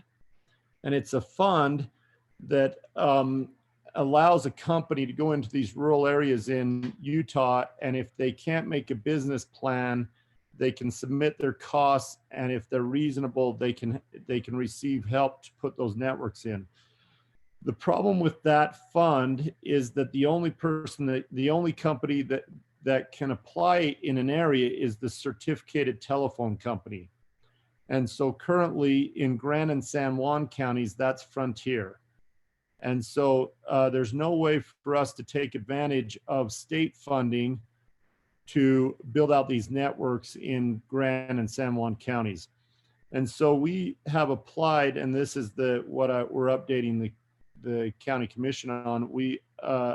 Emory Telecom formed two subsidiaries. One is called eFiber Moab, and one is called eFiber San Juan. And we've applied to be a competitive certificated telephone company. So not just the cable company, but an actual regulated telephone company in Carbon and Grand and San Juan counties. The reason why we did this is that it will give us access to maintain those networks in Grand and San Juan as the actual certificated telephone company. That process was initiated through a filing the first week of April, and it has a 240-day shot clock to work through the Public Service Commission. Now, there's a lot of legal hoops on this process. Nobody's ever done this, entered into a small rural exchange, meaning an exchange under 5,000. Nobody's entered into asked for a certificate to compete in these rural exchanges. So there's a lot of uncertainty, and the commission's having to work through all that. This is really a bad picture, but for those of you who are interested, this is out of the tariff that Frontier has filed. They have the Thompson Exchange, then they have the Moab Exchange, they have the LaSalle Exchange, the Monticello Exchange, and the Blanding Exchange, and the Mexican Hat Exchange, and then this Lake Powell Exchange over here. We've applied through eFiber Moab to be granted a certificate in the Thompson Exchange and all of the Moab Exchange. That would allow us to go and build to anybody in those two areas, so all of Grand County, and then we could seek reimbursement or subsidies for those portions that were too expensive to maintain without help through the state USF. And then through our company, this newly formed company, eFiber San Juan, we've filed the same proceeding for the Monticello Exchange, the Blanding Exchange, and the Mexican Hat Exchange, but we did not file for the Lake Powell Exchange at this time. So those proceedings were consolidated into one proceeding, and they are going through the administrative law process. And of course, Frontier's a party to it. We're a party. The Utah Rural Telecom Association has intervened. The Office of Consumer Protections intervened, and the Division of Telecommunications is intervened. And so it's working through the legal process. There's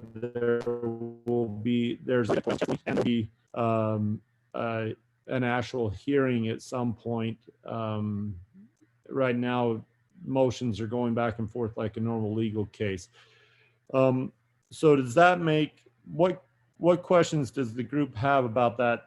Just in summary, we're applying to not be just the cable company anymore, but actually a regulated telephone company under the state of Utah to provide us access to the state funds to build out to the areas who do not have sufficient service right now in Grand and San Juan counties. And really quick, Brock, just to add on, the reason why this is so important is we are the certificated provider in Carbon and Emery County. And because we have that obligation, we've proven to the division that we will do sufficient build outs. And so because we have access to USF, the Universal Service Fund in Carbon and Emery, we are 98% fiber to the home in those two areas, the entire county. And so we're proposing that we do something similar in Grand County. We've proven that we'll do it, but without this status, it makes it financially not really reality. So are there questions from the group on this proceeding? Sorry, I was unclear. So is this kind of like it will be Emery or Frontier, or would it allow you to compete with Frontier simultaneously? So that's the $1 million question right there. So there's Frontier has their certificate. Emery would be asking for a competitive certificate, and the law provides that a competitive certificated carrier can come in. So under the law, both Emery and Frontier can be certificated in the Moab and the Thompson exchanges. The problem with that is the legal issue right now is who has access to the state USF fund, because if the state USF fund, the Division of Telecommunications in the state of Utah underneath the direction of the Public Service Commission, they administer that fund, and they have to do so prudently. And if they have two carriers that are certificated in Moab and both want to build out a subdivision, let's use that example. And so then the state has to pay for two fiber networks, or, they could in theory reimburse or supplement two builds in the same exact subdivision. So, so the answer to your question is that's left to be determined legally. So both Emery and Frontier can be certificated in the Moab and Thompson exchanges. The question is, can both receive USF, or can only one of them receive USF?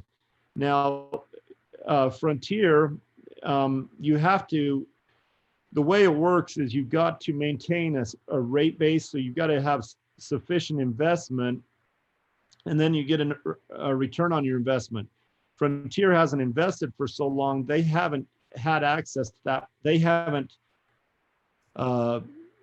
submitted requests from that fund for years, like probably, don't quote me on this, but probably 10 to 20 years. So right now, Frontier is not getting any funding, and their current capital status does not allow them to get funding. So right now, nobody's getting funding out of the state USF, even though Frontier is legally able to get funding. They haven't put in sufficient investment to get the funding. So right now, nobody's getting any funding, but Frontier legally could get the funding. I guess my question was more kind of oriented towards if I hear you saying that it's unlikely that both companies would build into a single subdivision that was getting developed. And so if, as representatives, our goal was to allow that healthy competition and allow a single household within the community to have a choice between two different providers. this sounds like this isn't necessarily what we're discussing, the ability to choose between two providers as much as the provider's ability to tap into taxpayer funds from the state. It's not taxpayer funds. It's a little bit different, but yes and no. Let me clarify that. So if there's a subdivision that makes sense for people to both build into, you're going to see those, and there won't be any funding from the state. So the state will look at it. They look at it. They have a. It's basically, this is a very simplified way of putting it. But great. I need it simple, man. Lay it on me. Think of a density calculation. If there's a subdivision that's worth building and two people are going to go in, there's not going to be any state funding for that. Right. This are the people on the far end of Spanish Valley, or up in Thompson, or out on up the river from Castle Valley, going over top of the top of the world, right? It's and those are the customers that we're talking about. Somebody needs to go serve those, and there is funding available for that. They're going to look at the customers that are in a subdivision that's worth. I was using the subdivision more to show the problem, right? Let's say both of us, more accurate is, let's say both of us wanted to serve those customers from where we stopped there by the resorts down by Sorrel River and Red Cliffs. Let's say we both wanted to go build from there up to top of the world and all the, where you put in there with the rafts and whatnot. Yep. Who would get funding there? And if they built, would it make sense to build 2 fiber networks to those very remote areas, right? It obviously doesn't make sense for subsidies in downtown Moab, right? If we have a downtown, do we call that a downtown Moab, right? Heck yeah. This is the outskirts we're talking about, where the fund's more designed for. So that's, I don't know if that muddied it more. Regulatory telecom is complex to say the least, but that's kind of where it's at. Does that answer your question? To a degree, yeah. Yeah, and if you want more detail, I can go over it, and at any time you can call me on it. Sure. There's another proceeding that wasn't initiated by us. Sorrel River has a complaint against Frontier, and it's been coupled with a couple other complaints against Frontier. And so there's another proceeding against Frontier, and I don't want to get into that today, but there's another proceeding against Frontier to see if they are actually maintaining their status as a certificated telephone service company, meaning they've got a certificate by the state to provide telecom in Grand County. Are they doing that sufficiently, or should they lose their certificate? That's completely separate from us asking for a certificate, but there are 2 proceedings right now. One is investigation into the inadequacies of Frontier, and the other is to see whether they should allow Emory to come in and overbuild those areas that Frontier hasn't. And we're just providing an update to the county on it. We're not necessarily asking for anything. We're just providing an update on what's going on in the county. Great. Other questions on those 2 proceedings? So there is not an ask at this point. It's just.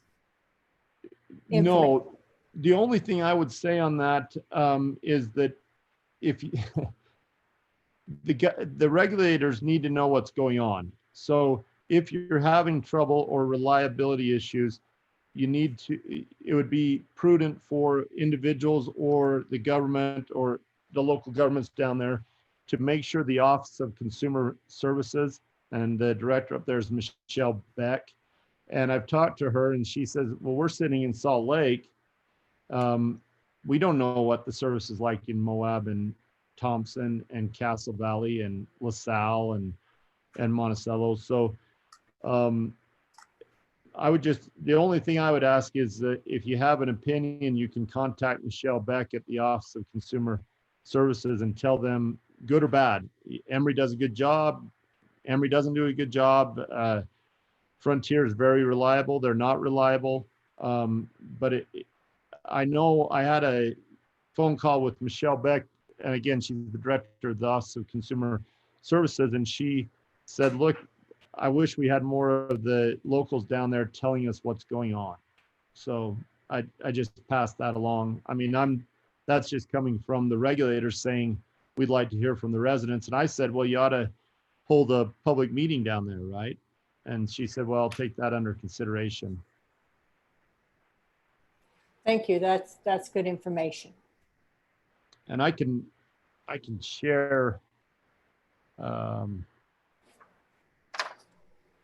can find that. I'll put it in the chat. I can send you Michelle Beck's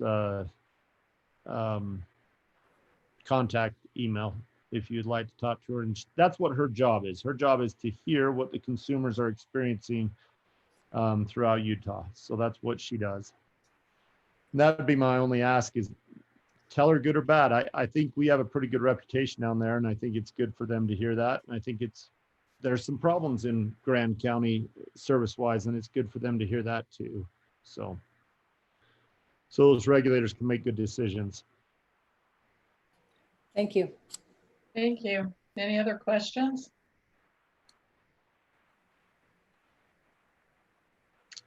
Okay.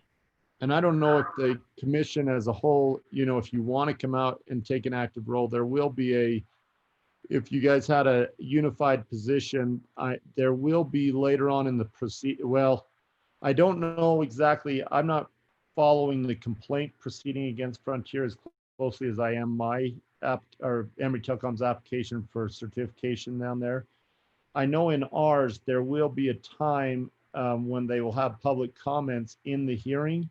The problem is it'll be in Salt Lake, right? Maybe they'll have it telephonically, but if the commission or the other leaders down there have some opinions on whether it would be good to allow Emory to go into Thompson and to go down further into Spanish Valley and up the river above, all the outskirt areas of Grand County,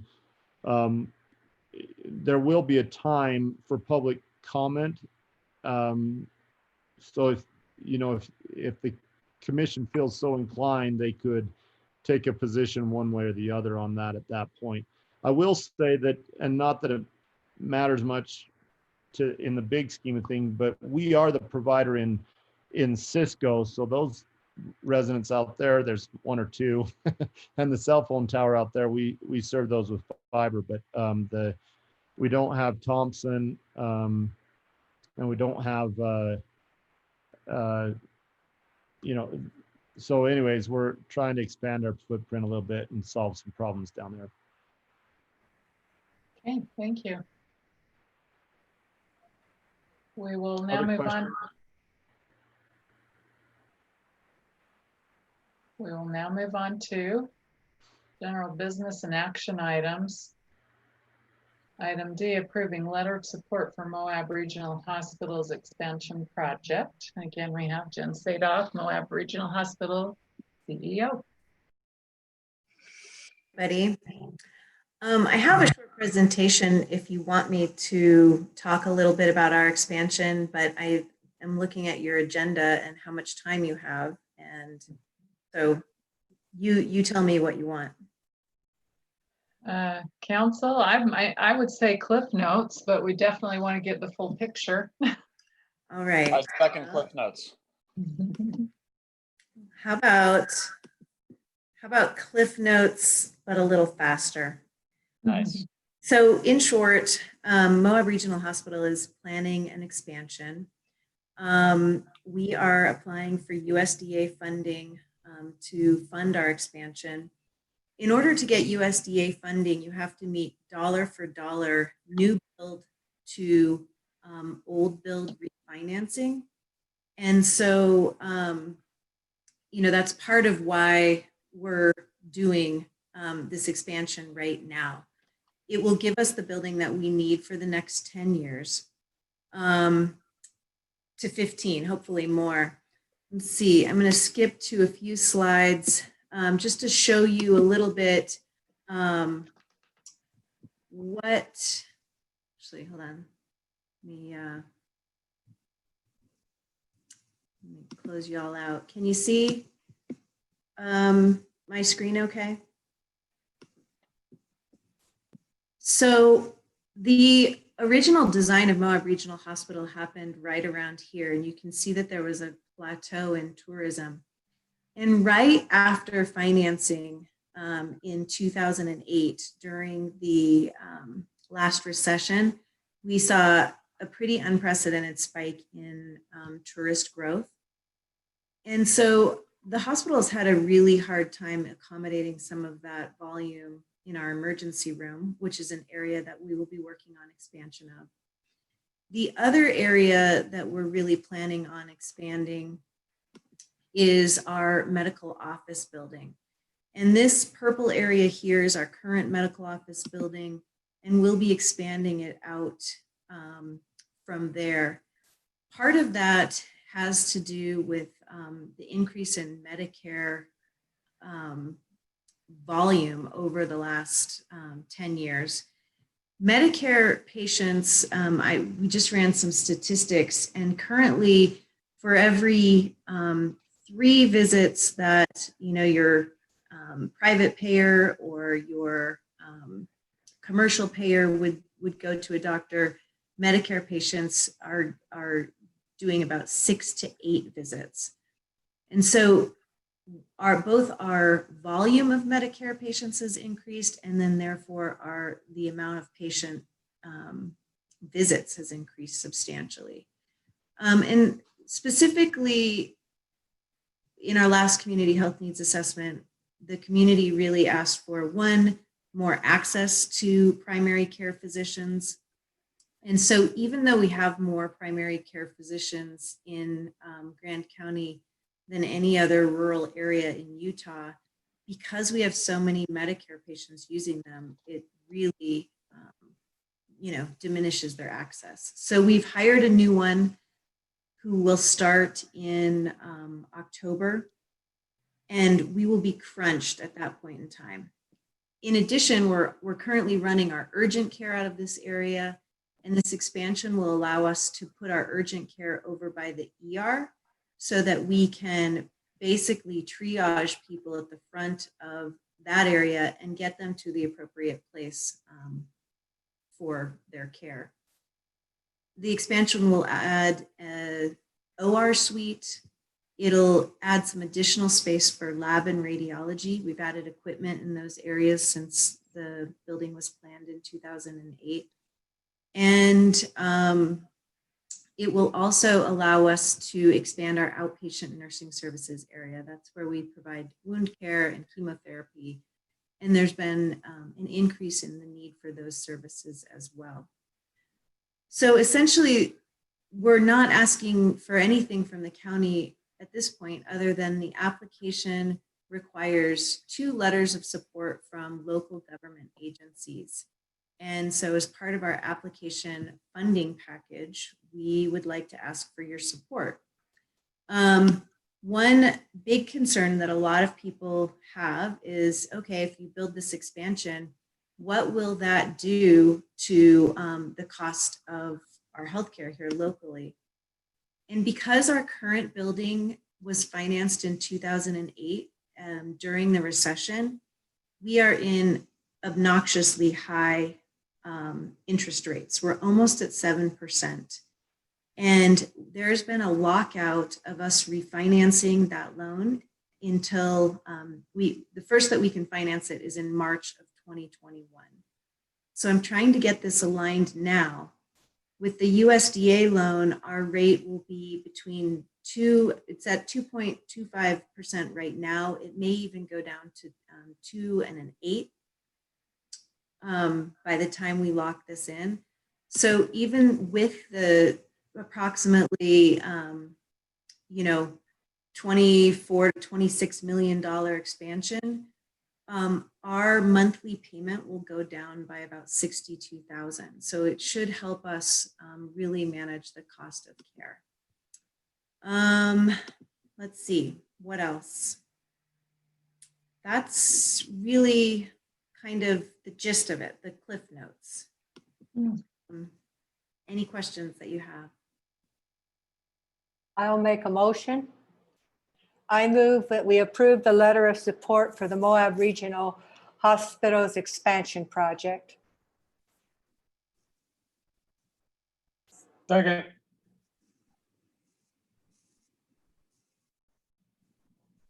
Jaylin, you're on mute. Thank you. Mary has made the motion. Greg Halliday has seconded the motion to approve the Moab Regional Hospital letter of support for financing and expansion. Any discussion?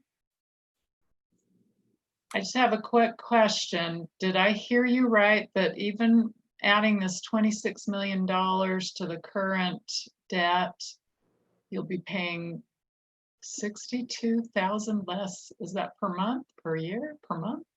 That's per month. Wow. So What a it's deal. the interest rates that they locked in at in 2008 were very high. Yeah, okay. All right, any other discussion questions? If not, let's take a vote. All in favor, raise your hand, say aye. Aye. Aye. Okay, that looks unanimous. Motion passes 6-0. Thank you all Thank so you, much. I Jen. appreciate your time. All right, item E, approving extension of the declaration of local emergency to September 1st, 2020. I thought there was a different date on the letter, but possibly not. Chris Baird.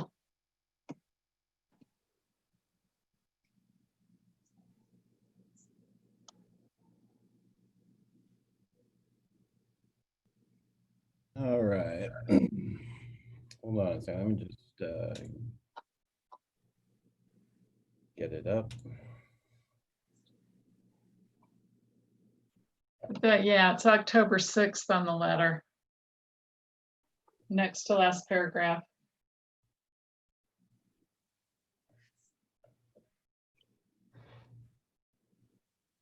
No, sorry, not the letter, the resolution.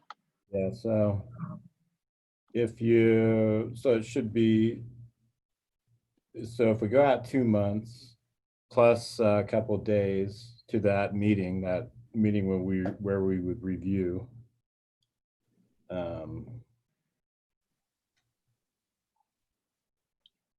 Then that would be 62 days from this meeting, review at that point in time. So, sorry, I was trying to catch up with something else. Ask your question again, Jaylin. The agenda, the item in the agenda lists it as extending it to September 1st, and in the resolution, it actually says October 6th. I gotcha. Yeah, so that's, I suppose you could extend it to whatever you want, but I guess I forgot to change the agenda item title on but the reality is I think that we're going to be in a situation where we're competing for emergency funding through the end of the year. You know, I don't necessarily want to take it upon ourselves to get too carried away with declarations of local emergency, but the funding, the emergency funding that we're engaged with is going to, you know, extend even beyond the end of the year. So we're talking 3 tranches of CARES Act funding, FEMA funding. We've got an airport FAA grant, which is a stimulus grant that I think actually extends multiple years out. And we're also in a position where we're not entirely clear, you know, how long we'll be under modified policy. And so we're still operating with the courthouse semi-shut down to walk-in traffic. We're still operating using, you know, the governor's electronic emergency meeting executive order, et cetera. So, you know, I guess the duration that you want to go between extensions is up to you. But yeah, I think, you know, I drafted it as 2 months, which seems reasonable to me, although I don't know if the title of the agenda constrains us or not. I don't think it really does. No, I would entertain a motion. I move to approve the extension of the declaration of local emergency to October 6, 2020. Okay, thank you, Mary. Do we have a second? Have a second by Mr. Paxman. Any discussion, questions? All in favor, raise your hand, say aye. Aye. Aye. I'm sorry, I missed you, Evan. Was that an aye? Okay, thank you. Motion passes 6-0. And agenda item F, approving volunteer appointment to the Grand County Transportation Special Service District Board. Councilmember Halliday. Yes, just a minute, let me pull it up. There we go. This Archie Walker, he's a longtime resident. He lives in Grand County, not in Moab. And that was one of the tripping points of the last person that wanted to be on the board. You can't live in either in Moab or Castle Valley. You have to live in the unincorporated part of the county. And Archie Walker does. And so with that, I'd like to make a motion. Please do. Thank you. I move to approve the appointment of Archie Walker to serve on the Grand County Transportation Special Service District with term expiring 12/31/2024. Thank you. Greg's made the motion and I have a second by Mr. Wojtek. Any discussion? That's my alarm for the 6 o'clock citizens to be heard. Okay, with no discussion, we will take a vote. All those in favor of Mr. Walker being on the Transportation Special Service District Board? Aye. Aye. Aye. All right, that looks unanimous, 6-0, motion passes. Thank you.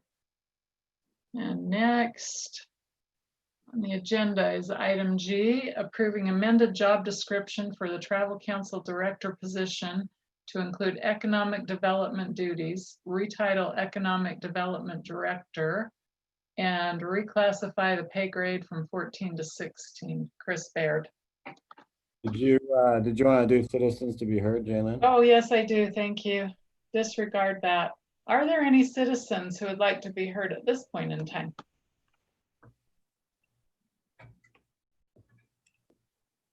I'm gonna mute my alarm so we don't hear it again. Okay. It doesn't look like it. So we will go on to item G, which I just described. Chris Baird. All right, so we discussed earlier in our workshop, this agenda item is to amend the job description of the current Travel Council Director, who is Elaine Gisler, reclassify that position and retitle it as Economic Development Director, or taking the economic development duties that used to be with the Community and Economic Development Director's position and transferring them to this position, and to reclassify the grade from a 14 to a 16, which is a reciprocal increase. As you recall, we decreased the grade of the Planning and Zoning Director by that exact same amount in terms of grade anyway. And so this is somewhat in anticipation of establishing an economic development department, and that, you know, it'd make it easier down the road. I think that we wouldn't have to do as many tweaks on the job description if we go in that direction. But regardless, even, you know, under the auspices of her current duties in association with these new diversified economic development duties, I think the job title still applies. It's applicable because the Travel Council does nothing but economic development. And so we're really just sort of expanding the range of economic development activities that will be occurring with Elaine. Okay, do I have a motion? I move to approve the amended job description for the Travel Council Director to indicate economic development duties, retitled to Economic Development Director, and reclassifying the pay grade from 14 to 16, retroactive to July 12th, 2020. Thank you. Do we have a second? Greg, Mr. Halliday seconds it. Any discussion, comments, questions?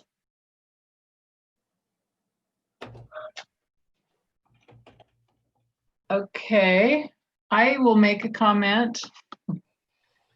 You might have guessed from my comments in the earlier workshop, I'm not convinced. In fact, I'm fairly certain we don't really know exactly what it is we want economic development diversity to look like. And so I would hesitate to retitle this position. I feel like once you give a position a title and, you know, move departments, is really hard to take that back.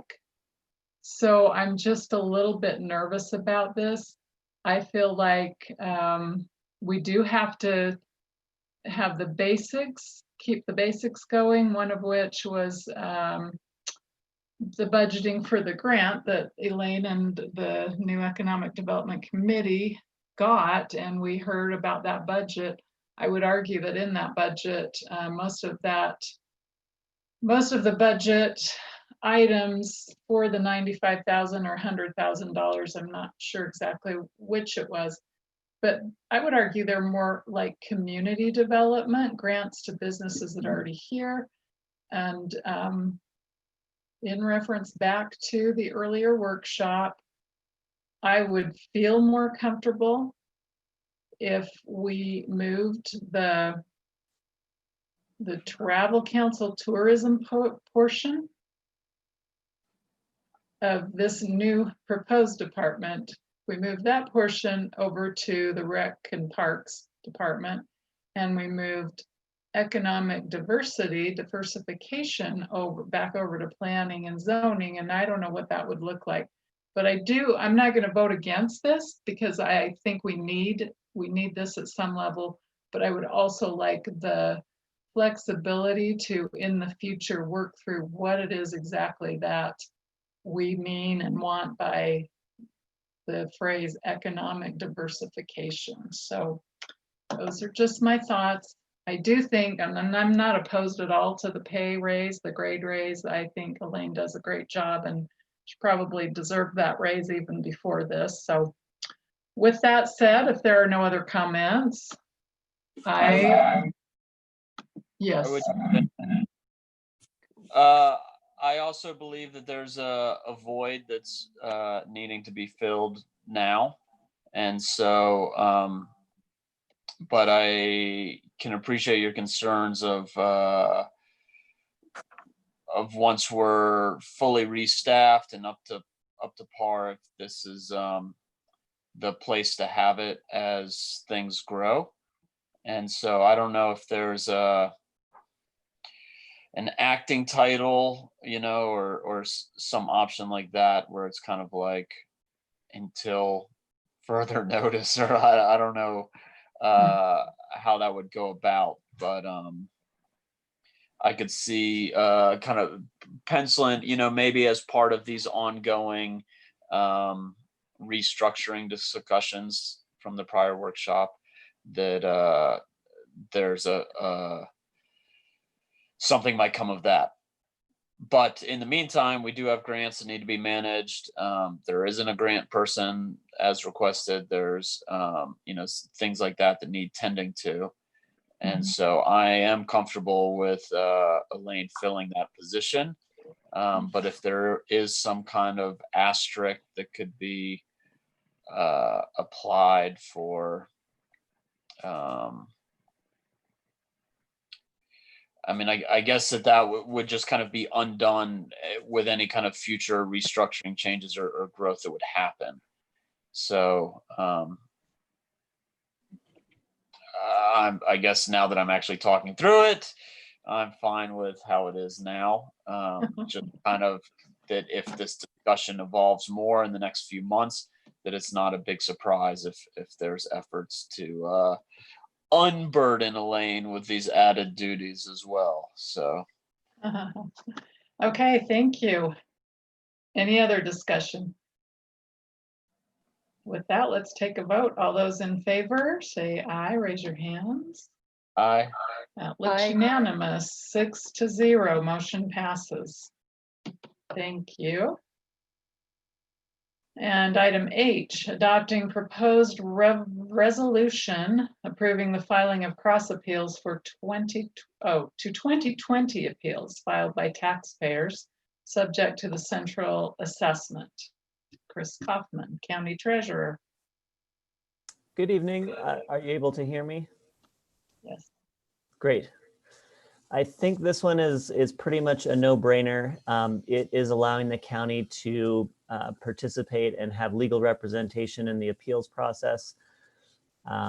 This is for a centrally assessed company, and it's really important that the counties participate in this process. There's a lot of tax money at stake in some of these appeals. Some of these large centrally assessed properties, when they make appeals and want to lower their value, it can really have a detrimental impact on not only the taxing entities, but on the taxpayers in the county. So this is just allowing the Grand County to have legal representation in this process. In your packet, there's a little bit more background about the centrally appeals process versus the normal Board of Equalization, why that's different. So if you have any questions about that, let me know. But I think this is something the county ought to get involved with and have legal representation for. Hey, thank you. Evan. I would move to approve the filing of cross appeals to 2020 appeals filed by taxpayers subject to central assessment, including Pacific Core. Thank you. Do we have a second? Seconded by Gabe. Any more discussion, questions? I just quickly want to point out that Pacificor has filed an appeal, so they're included. We are expecting a few others. We actually thought one more would file by today, but they haven't yet, but they will. So this is written generally enough, so we don't have to come back to you every time we do this. Okay, perfect. Thank you. All in favor? Raise your hand, say aye. It's like 6 of us. Motion passes 6-0. Thank you, Chris. Thanks. And Chrissy.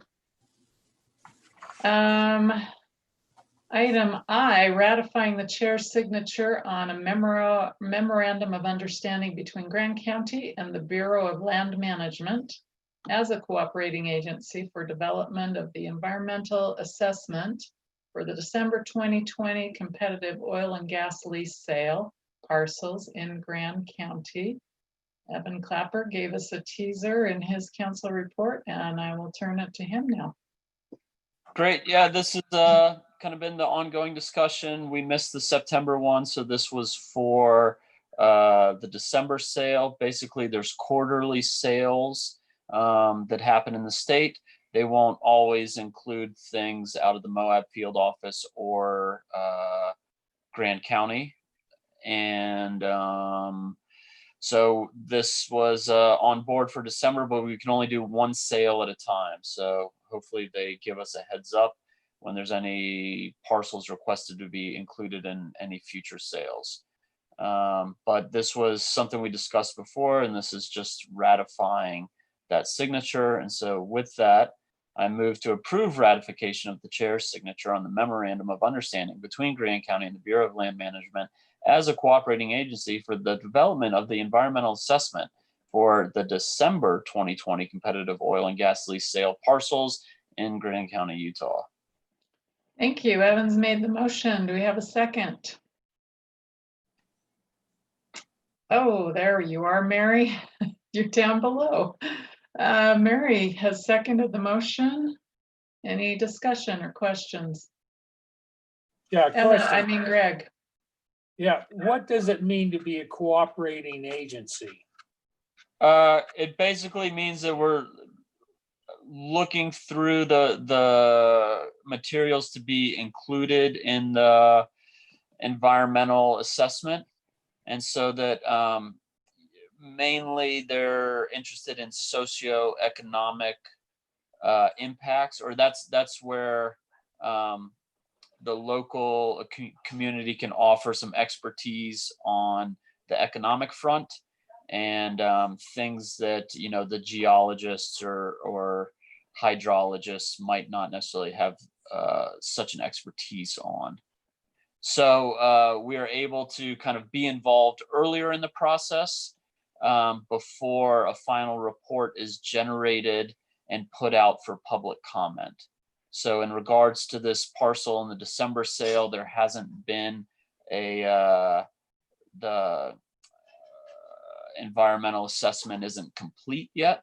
And so we're able to kind of say, hey, don't forget to see if there's recreation assets in the area, or things like that. Does that answer your Okay, question? but we don't have any ability to say, no, you don't do this or don't do that. There is a thing that, like, if we don't agree, then we submit comments via the normal comment phase. So no, we don't have kind of like veto vote or anything like that. We just get a little sooner. Yep. Okay. We don't Okay. have So veto vote, but we do have influence. And NEPA actually gives us a presumption of expertise because the area is within the county, and does essentially direct the BLM to listen to what we have to say, but they ultimately get to do what they want. okay. And Evan might have said this, but we are not able to set up an all-inclusive MOU into the future. So we're gonna have to do this with every single oil and gas lease sale. Although now that we have the procedure nailed down, it should be a lot faster, but you guys likely will see a lot more of these into the future. And I think that because this was adopted by both agencies and it's kind of reviewed, that we can have a pretty carbon copy MOU moving forward, where it's not getting put under the microscope too hard. Yeah, it really should just be the dates updated. It's government red tape at its finest that we have to do it over and over and over again. Okay. All right, thank you for that explanation. Evan has made the motion. Mary has seconded the motion. I will call for a vote. All in favor, say aye. Aye. Thank you, aye. Looks unanimous. Motion passes 6-0. No. Uh-oh. Rory was a no. Against. Oh, okay, all opposed. Rory, go ahead. Sorry. Thank you for pointing that out. So motion passes 5-1 with Councilmember Paxman opposed. Okay, item J, approving Moab Uranium Mill Tailings Remedial Action Projects 2020 Annual Statement of Continued Compliance. Mr. Russ Von Koch, UMTRA liaison. Good evening. Can you hear me? Yes. Okay, excellent. This is an annual requirement that's set up in the county resolutions that governs the county relations with the Moab UMTRA project.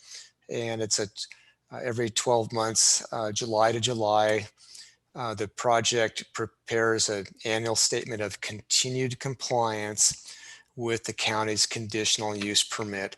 That the annual statement includes accomplishments in the prior 12 months. It includes number of workers employed.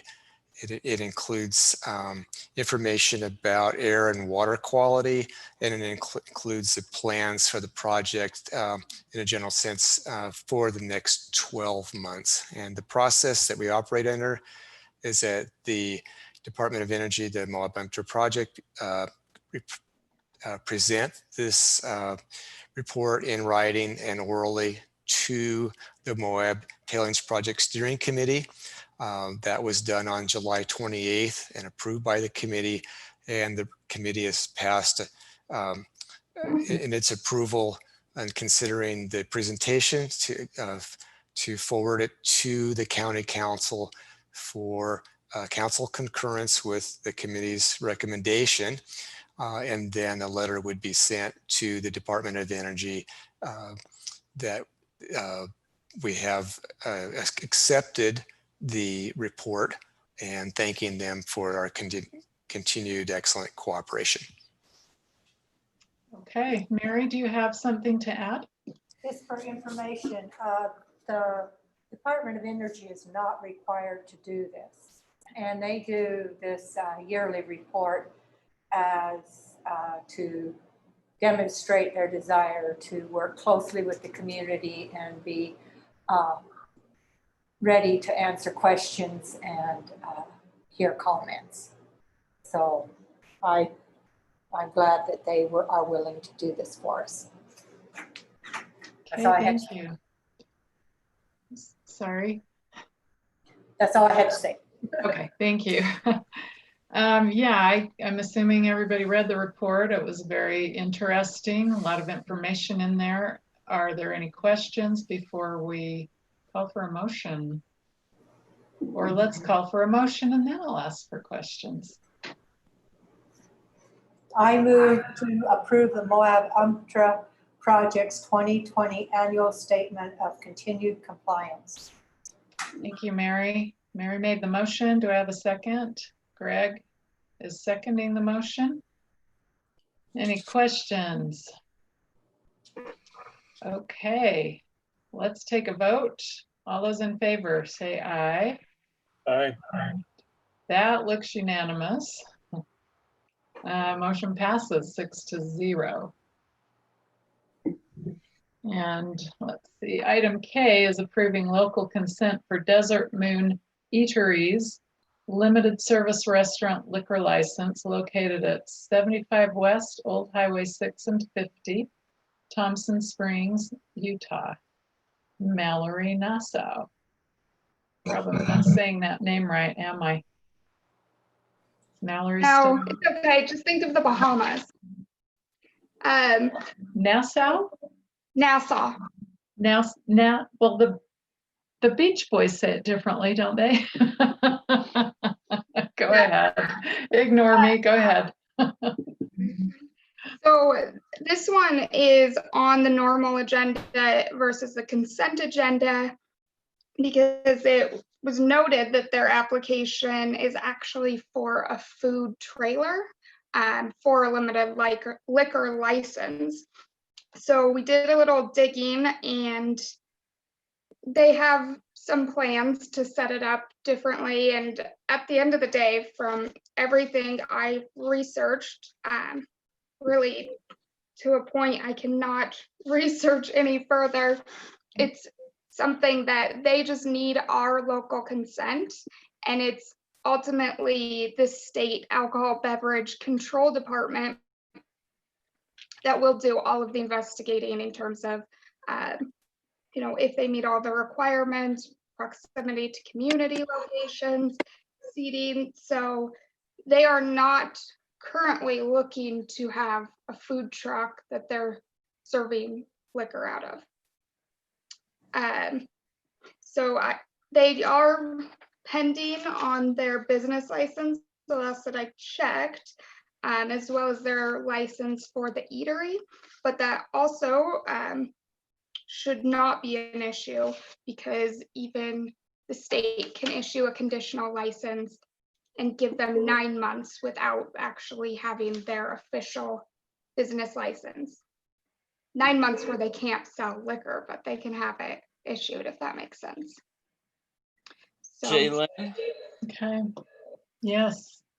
I would love to approve the local consent for a limited service restaurant liquor and license for the Desert Moon Eatery located at 75 West Old Highway 6 and 50 in Thompson Springs, Utah. Okay, Evans made the motion. Do we have a second? Mary McGann has seconded the motion. Any more discussion? Okay, call for Good a luck, vote. guys. Yeah. Call for a vote, all in favor. Aye. Looks unanimous, motion passes 6-0.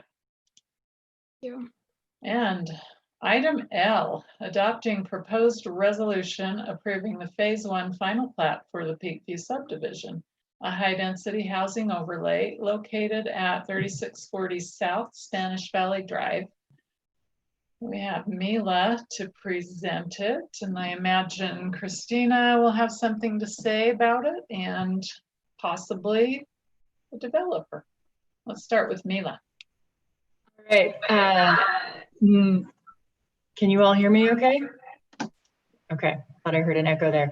I am going to keep this brief again. I'm sure you're all very familiar with this project. This is the Peakview Phase 1 final plat, and we have some updates on the indemnification for the drainage easement, and I think we have come to an agreement, but Christina will update you a little bit more on that. Yeah, so this is essentially what you've seen. We have reached agreement. The developer has agreed to indemnify the adjacent owner so that the county does not have to. They had previously agreed to the 80% HDHO lot restrictions and also bonding for the Phase 1 roadway improvements. So all of those conditions have gone away, and you have the final in the packet. So the agenda summary has been updated, the resolution's been updated. If you have any questions, let me know. Jalen. May I? Question. Jalen, you're muted. Oops, trying to be considerate of everyone. Yes, Greg. Oh, that was it? I'm muted? No, I have a question. Goes back to the last time and the time before we looked at this. They're still planning to dump stormwater onto the neighbor's property on the other side of Castle Valley Drive. And who is going to maintain that in perpetuity? It's Spanish Valley Drive, and there's our maintenance obligation is to the facilities itself, not the property, and not to any property damage that may occur via silt deposit or debris deposit, given the floodwater flow that'll go onto that property. Did that answer your question, Greg? Okay. Oh, okay. You're telling me that any damage that's done to the neighbor's property in the future will be corrected or mitigated by who? The developer. It'll essentially become an issue between the developer and the adjacent property owner, whether the property owner actually, calls the easement language in the end and requires any sort of damage relief or control or whatever. I don't know, but that's between them. So Peakview Development, which is the developer, is now a party to this easement as an indemnifying party. Okay. And this is good for how long? Yeah, forever. I mean, right. So the developer, realistically, right. Let's say the developer becomes insolvent and can't indemnify the property owner. That does not fall back on the county. The county has no liability for the indemnification in the future. Okay, and the developer is going to do all maintenance required to facilitate the water going out there. Well, the way it works, and this is how it works on all of our projects, is that it's a county drainage infrastructure, a county facility. We exact via these requirements that the developer actually build out their portion of that facility. So the developer will be responsible for developing the facility. Once it is approved by the county and dedicated to the county, we are responsible for maintenance into the future of the facility itself, the infrastructure itself. Okay. Any other questions? Yeah, I'm still not comfortable with it, but Well, our engineer has approved it. The engineering design was approved from the very beginning. So there was no issue on the engineering side with the county engineer about the way they had it set up. The only issue was this legal issue about the indemnification for property damage as a result. you know, I've just had a lot of experience with it. And water, I mean, you know, water's going to go wherever the low point is. And I've seen it cut nice big canyons across flat ground and dig it 20 feet across and 10 feet deep. And all that material goes somewhere. So I'm just really concerned whenever you dump storm water out on a surface like that, and it's not the low point, it's good. It still wants to go to Pat Creek. So I'm still concerned about that. Sure, I am too. That's why I couldn't agree to the indemnification provision. Yeah. Okay, do we have a motion? Evan? Third time's a charm. All right, I like this thing. I've been supportive of it from day one. With that, I would move again to adopt a proposed resolution approving the Phase 1 final plat of the Peakview subdivision and HDHO development conditioned upon the following. 1, owner shall sign, notarize, and record the following documents in the Grand County Recorder's Office prior to recording the Phase 1 final plat in the form approved herewith. HDHO development agreement, subdivision improvements agreement, stormwater drainage easement for future on-site drainage improvements, stormwater drainage easement for future off-site drainage improvements. 2, owner shall submit an infrastructure improvement bond in the amount of 125% of the OPC for required public improvements prior to the recording Phase 1 final plat, which shall include the Spanish Valley Drive multi-use pathway and Spanish Valley Drive. And 3, owner shall provide the county with a copy of the recorded deed containing the deed restrictions within 30 days of recording a deed of original conveyance of an HDHO lot or unit from the owner. Well read. Mary is offering to second the motion. Evan made the motion. Mary seconded it. Any discussion? I will just say I'm excited for this as well. It may very well be our first 13 units of HDHO workforce housing. I guess there is one near Plateau Drive that has been put in. So among the first 14. So it's pretty exciting. Thank you for hanging in there. Thank you to staff and our attorney and our engineer for helping get this project seen through. My only request on this particular motion going into the future is that there are a lot of acronyms in there that aren't spelled out the first time, and maybe 10 years down the road when the process is different and these acronyms no longer make sense, it would be really nice to have them spelled out the first time. I actually had to look up a few of them when I was reading through this project for the first time. So that's my only comment. Hey, Lynn, I had to look things up too, so thank you. Let's take a vote. All those in favor, raise your hand, say aye. Aye. Okay. 1, 2, 3, 4, 5. All those opposed? Greg Halliday is opposed. So motion passes 5-1 with Councilmember Greg Halliday opposed. Thank you, everyone. And thank you guys so much from us as well. Good luck with everything. Yeah. Thank you, thank you, thank you. That's exciting. We don't have any consent agenda today. There's discussion item, calendar items, and public notices. Mallory Nassau. So I don't have anything new to report for any of the events. They're still moving forward. I believe they're meeting next week to keep looking at all of the applications or rescheduling. The only other thing I was going to share was what Renee touched on earlier about Thompson, the Thompson Welcome Center reopening.